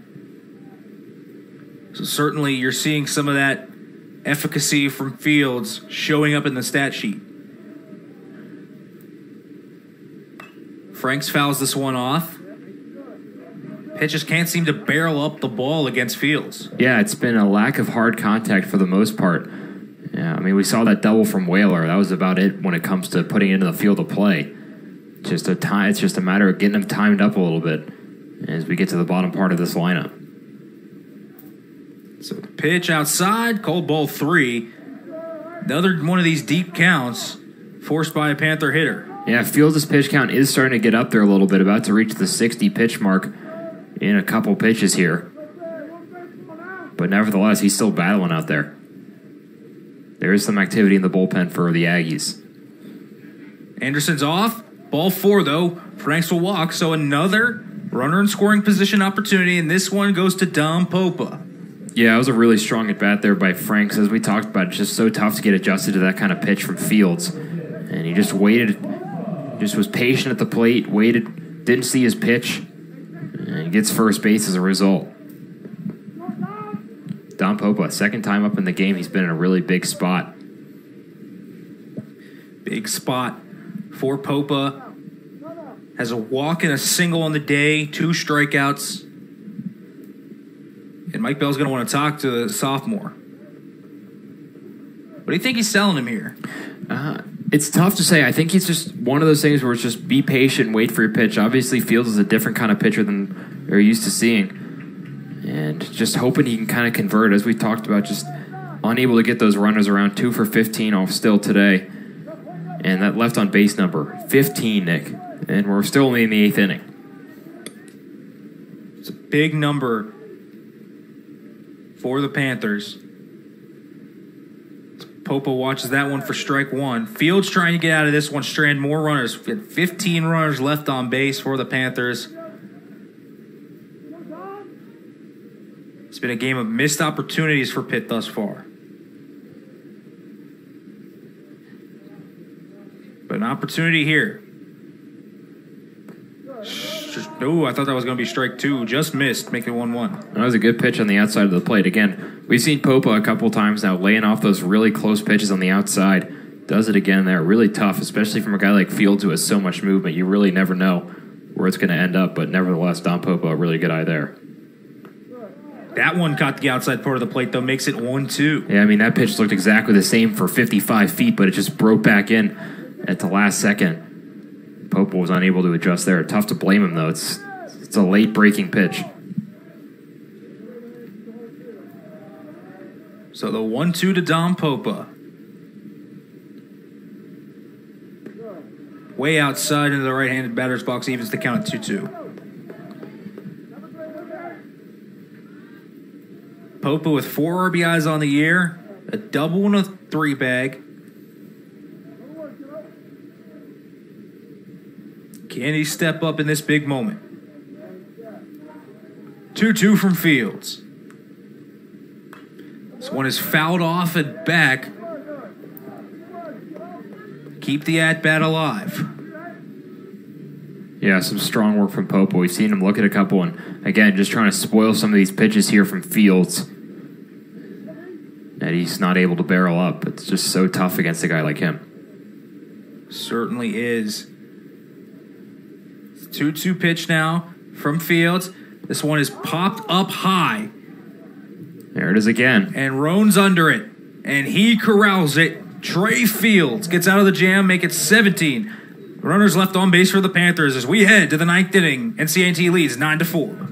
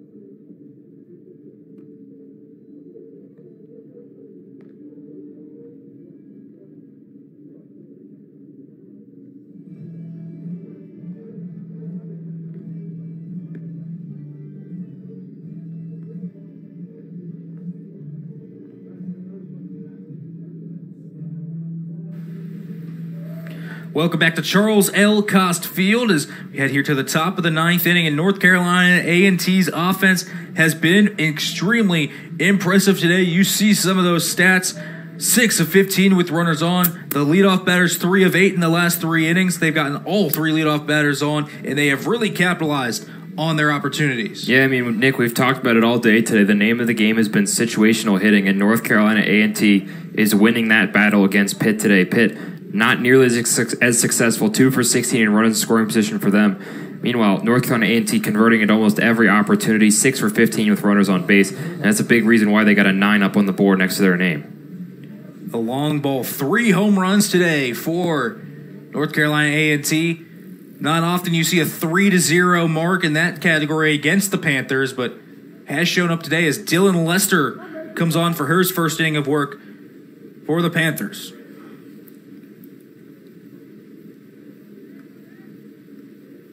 Strike 1 called. Lester coming in here today has had an up and down season thus far, Zach. Yeah, he has 14 earned runs on the season and 17 in the third innings pitch. Again, that inflated ERA at 7.27, excuse me. Looking to clean some stuff up. His control's pretty good, though. I mean, you got 18 strikeouts, only 7 walks for him. So he's limited the walks in a pretty efficient capacity, but he's looking to limit the contact here against the Aggies, who have been very good the last few innings. Headings hits this one out to center field. Popa ranging back and makes that look way easier than I think that was, but retires innings. Yeah, it's always tough when you got to track back for those balls in center field. You kind of have to get a gauge for where the wall is compared to where you are, that kind of thing. But a nice play by Popa made it look routine to get the first out of the inning. Certainly at that. So 2 pitches in and out for Lester. Now Cameron Jackson steps to the plate. Jackson with a hit earlier today. One of 7 batters with a hit on the game for the Aggies. This one hit. Hewlett goes to the ground, but it hits off his glove. Tavares has to go back and retrieve it. But it's a 1-out single for Cameron Jackson. Yeah, we're so used to seeing Hewlett come up with those. It's kind of surprising when he doesn't. That was an extremely tough play there for him going to his right. Just unable to get that one corralled in his glove. And you can't ask for much more from a defensive first baseman than Bryce Hewlett, but nevertheless, an infield single there. Sykes coming to the plate. 2 singles today for Chet Sykes. Swing and a miss on that one from Lester. Yeah, you talk about those two singles came in the 4th and the 8th inning. Innings in which North Carolina A&T put two runs up in both innings. Scored multiple runs now in 4 of the last 5 frames.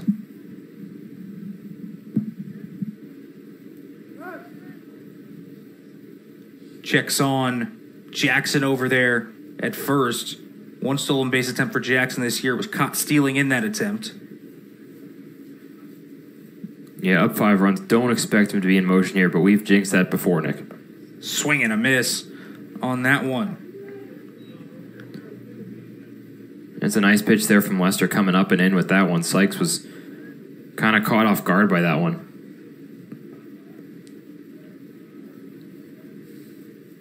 The 0-2. So he checks back on Jackson at first.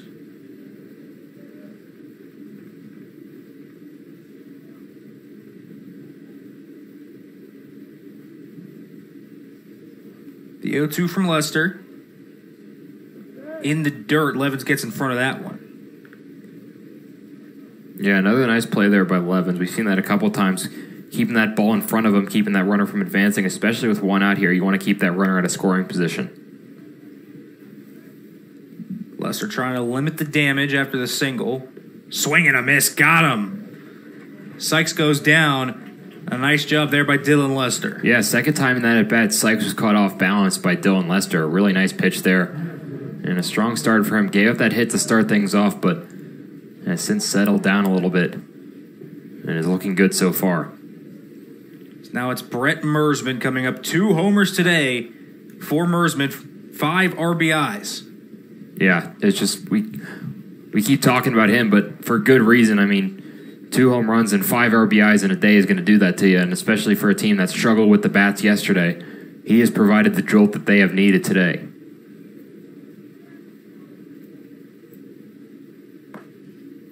Misses there to make it 2-0 on Mersman.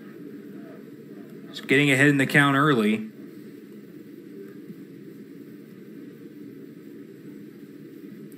Hitters count here for Mersman. High makes it 3-0.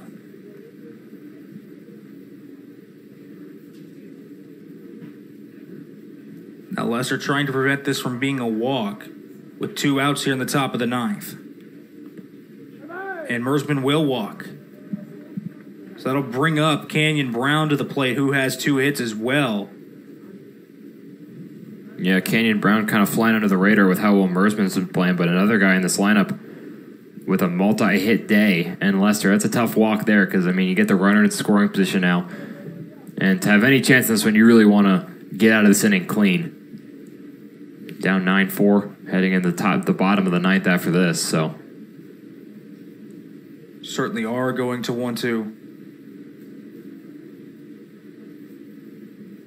get out of this one. It's 9-4. Brown to the plate, 2 singles today. Strike 1 on the outside corner from Lester.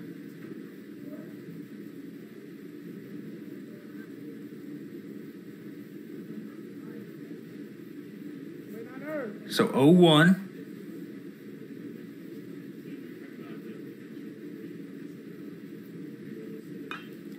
This one's popped up. Hewlett ranging over. And he's going to grab this one to retire the side. So Lester gets out of the jam. Still 9-4 heading into the bottom of the 9th inning, Zach. Yeah, obviously if you're Pitt now, you need 5 runs. But the good news is you have the 3 in your order that you'd want to have due up. You got Whaler, Levens, and Ron Washington, the 1, 2, 3, due up to start things off. They have driven in so many runs today. I mean, a total 7 hits between the 3 of them. A couple of RBIs to talk about. Also 3 extra base hits. So just really productive. I mean, these are guys who are big RBI guys all season long, and they can really get things started for you in a hurry. It's just a matter of if they can kind of string these hits together, because 5 runs in an inning is a tall task for anybody, even considering how good the Pitt offense has been this season. Certainly, but they are at the top of the order. It's Whaler, Levens, and Washington. And if there is a part of the order you want up to start the rally, it would be this one. Yeah, without a doubt, but you got to crack the code of Trey Field still.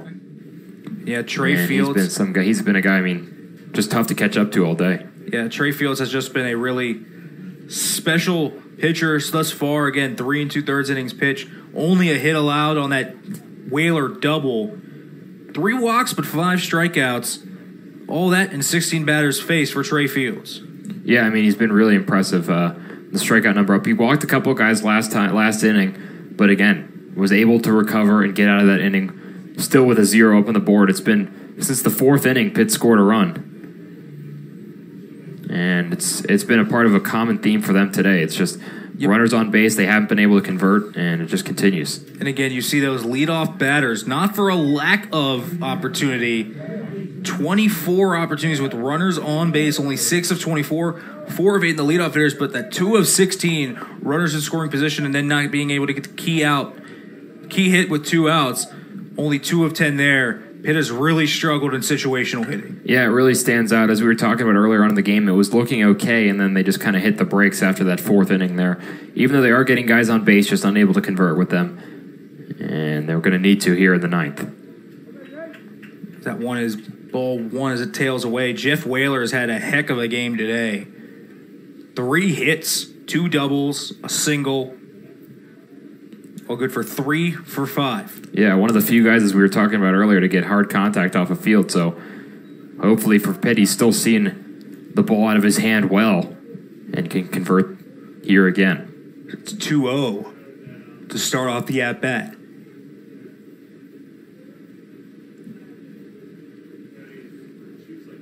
Outside makes it 3-0. So good spot here for Whaler.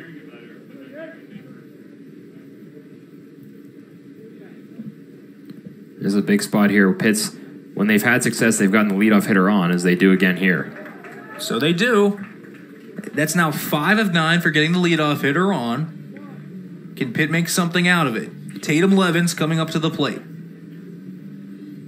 Yeah, and Levens is a guy, so much success all season long. He's 2 for 4 today. Got that average up at .315 now. He had a run in the first. He's going to try to move up Whaler here. It's a gradual process when you need 5 runs at the bottom of the 9th. It's not, you don't need to rush anything. There's no steals going on or anything like that. You just keep that line moving, and it's a good start there from Whaler reaching base to get things started. 2 pitchers warming up in the Aggies bullpen as Fields walks his 4th batter of the day. Now Tatum Levens to the plate, has 2 hits. He's 2 of 5 today, has an RBI as well on the sacrifice fly in the 4th. That one catches the outside part of the plate, a nice pitch by Fields.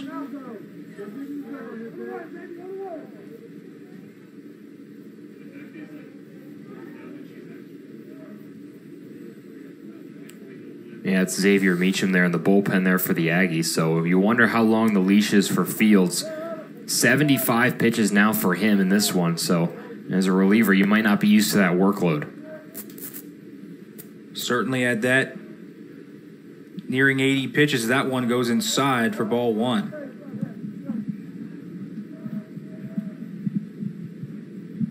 Whaler is a threat on first, steal. His 10 stolen base attempts, 8 stolen bases on the season. Levens almost offers that one, but it misses for 2-1. Yeah, good eye there from Levens. He hasn't walked yet today, but he really is an on-base machine. .420 on-base percentage on the year. And they'll need him to come through here. Fouls this one off to even the count at 2-2. Impressive stuff thus far from Fields today.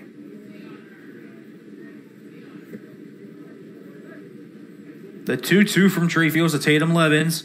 This one's hit well, out to right field, ranging back, and it's going to get down. Jackson couldn't read it. It rolls to the wall. Whaler being raved around third. The relay throw, it's not even going to come, and it's an RBI double for Tatum Levens. And that's what you need if you're Pitt. You just keep that line moving. That run score is there as well. That cuts the deficit to 4. And now they need to build on it. This has been the part of the lineup that hasn't been able to convert with runners on. Washington has had a great day, but beyond him, 4, 5, 6 has been only one hit between those guys, so they're going to need someone to step up here. Washington, a big part of that as well. And we're going to get another mound visit here. As Ben Hall comes out here, got to wonder if this is the end of the day for Trey Fields. He's had a really good day being able to stabilize this game for NCA&T. Looks like they are going to call to the bullpen.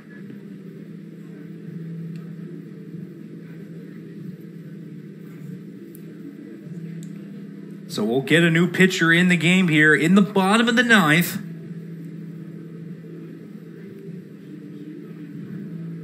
So it looks like this is going to be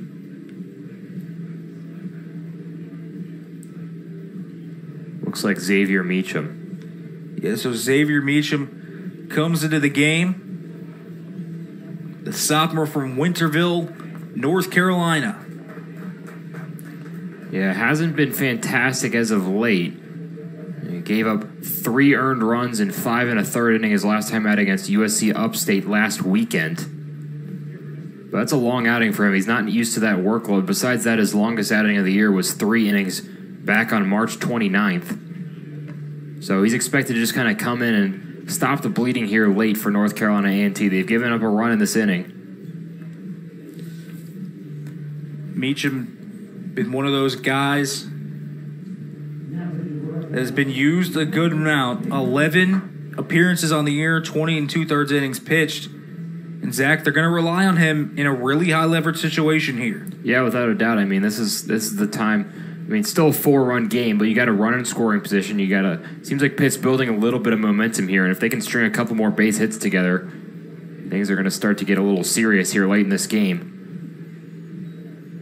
Certainly will. After the Tatum Levens double will be Ron Washington Jr. Up next, the next 3 hitters: Washington, Hewlett, Jack Anderson. Pitt still down 4. So Meacham trying to stabilize this. 33 strikeouts to 18 walks. If you're Ben Hall, I think you like that ratio. Yeah, without a doubt. And then you look further than that, you see how many teams Pitt's gone up against this year. The ACC is such a strong field, and this is a team that you didn't necessarily have on your radar at North Carolina A&T, given all the strength in the ACC this year. But they've come into Pittsburgh and put on a really impressive performance today. Yeah, and so they really do need to win this game, and this is going to be the start of it. Ron Washington Jr., the man you see there, going to try and continue this 9th inning start. All those ACC teams in the field, this is a must-win for the Panthers. Yeah, go back to that 4th inning. He had that RBI double. In a similar situation here where he can drive home a run if he gets a timely hit. In the bottom of the 9th where they really need one. So Meacham checks on Levens there on second base. But Ron Washington Jr. to the plate, 2-5. Had that RBI double in the 4th.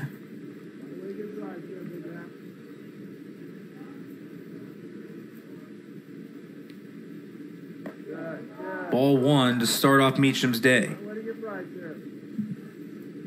Yeah, Meacham, another guy. His control issues have been a little less pronounced than some of the other guys coming out of the bullpen, but still 18 walks and 20 innings pitched. Strikeout numbers also high, 33 for him on the season. That whip all the way up at 180. That one comes back to catch the outside corner to even up the count at 1-1. A lot of strikeouts, a lot of walks for Meacham.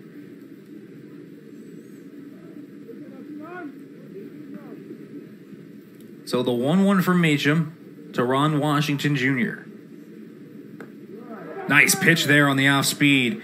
Curves right back in on the inside part of the plate. Yeah, they've seen a couple pitchers from North Carolina go there tonight. I mean, that off-speed pitch on the inside corner is so tough to time up, especially when you're expecting fastball, which it looked like Washington was there. So 1-2 to Washington. Swing and a miss. A beautiful pitch by Xavier Meacham. Got him fanning. So Meacham goes inside with the off-speed and then back outside with the off-speed pitch. Just so tough to time up if you're Washington. And that's a huge first out of the inning coming into the game out of the bullpen. And now you're 2 outs away from a big road win. Bryce Hewlett to the plate for the Panthers. just misses low for 1-0. Yeah, Hewlett doesn't have a hit tonight. Had that home run in game 1, though.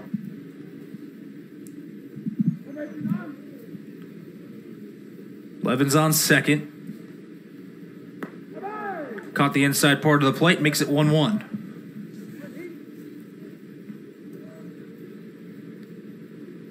Talk about Hewlett not having a hit. That average now dipped below 300 on the year.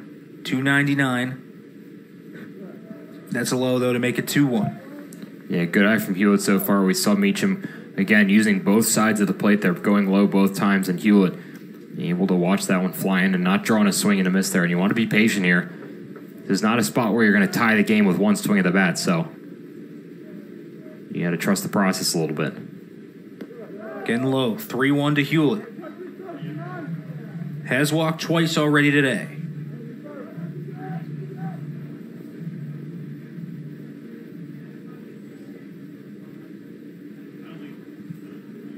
So the 3-1 to Hewlett.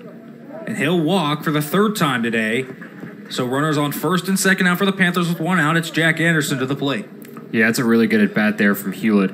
We've talked about it. This is his third time on base, and he doesn't have a hit yet. I mean, that on-base percentage, over 440 now.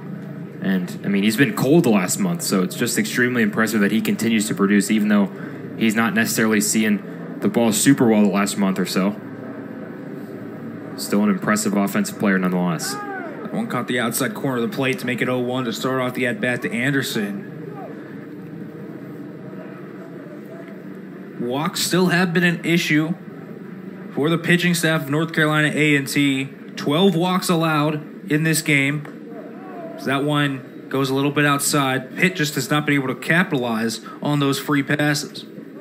Yeah, without a doubt. I mean, it's the same story as yesterday, except they just can't bring those runs around to score, and North Carolina A&T, on the other hand, has been very opportunistic today. That one goes through the legs of Canyon Brown, and so both Hewlett and Levins move up 90 feet. Yeah, that's big as well, because now base hit makes it a 2-run game. And then you get the tying run to the plate in that situation as well, so little precarious situation here for Meacham. Yeah, and Meacham and Brown talking this over. Anderson up 2-1 in the count, has walked 3 times today. Has reached base on 4 of the 5 plate appearances. He is registered.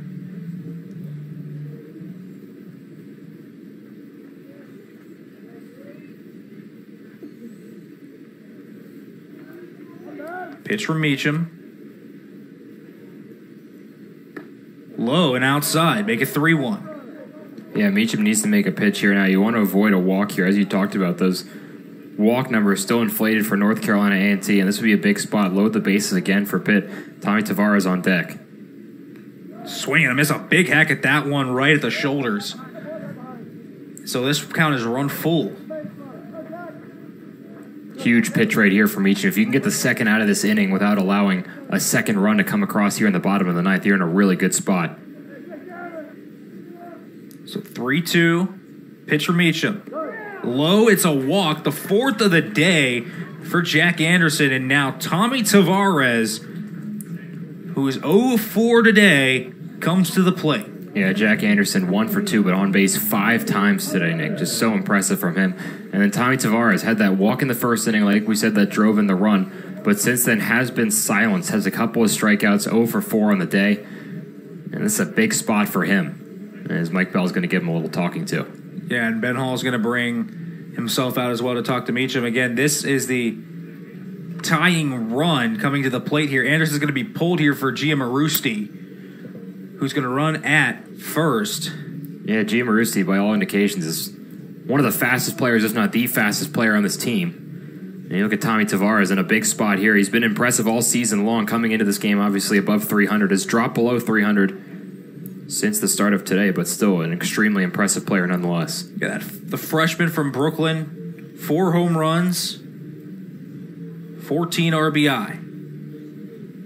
In a huge spot, the biggest moment of his career thus far.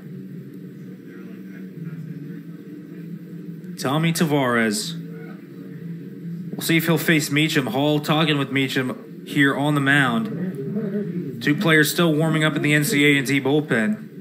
And it's easy to lose track of it, Nick, but Tavares is the tying run at this point. Still only one out here in the bottom of the ninth. And Pitt is able to get the tying run at the plate. As you said, he is the tying run to the plate. As you can see, two guys warming up for NCA&T.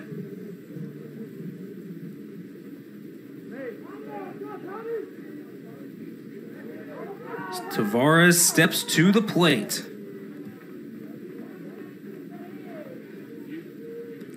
First pitch in there for a strike at the knees.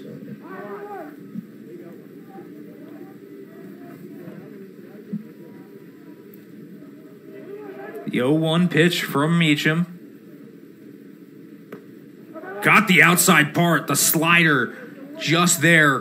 Paints the corner, a beautiful pitch to make it 0-2. Yeah, we've seen Meacham paint the corners a couple times with the off-speed pitches now, and that's a huge pitch there because now it really opens things up. You got some room to work with here on 0-2. Pitch to Tavares. In the dirt. Good job by Brown to stick in front of that one. Make it 1-2. Really nice play by Brown there. Him and Tatum Levens have both been very good behind the plate today.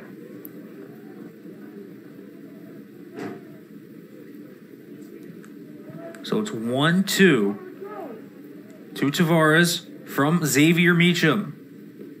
Did he go? And Wow. yeah, they're going to say he did. So that's At a the plate, huge strikeout. It's a huge strikeout for Xavier Meacham. I tell you what, that looked close from up here. It did not look like his bat went all the way around there, but close nonetheless. Yeah, Mike Bell's not happy. I didn't even see the appeal go over, did you? I don't think so. I think it was just called out a strike at home. Wow. And so that's a strikeout for Tommy Tavares. And now, A huge one, too. yeah, now they're down to their last out with C.J. Funk. Another beautiful pitch right there. Man, low and outside. Meacham has been painting that low and outside corner in this inning.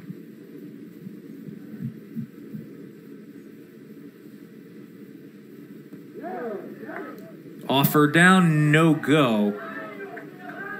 So it's still 1-1. Yeah, appealed there on that one. Didn't on that last check swing from Tavares.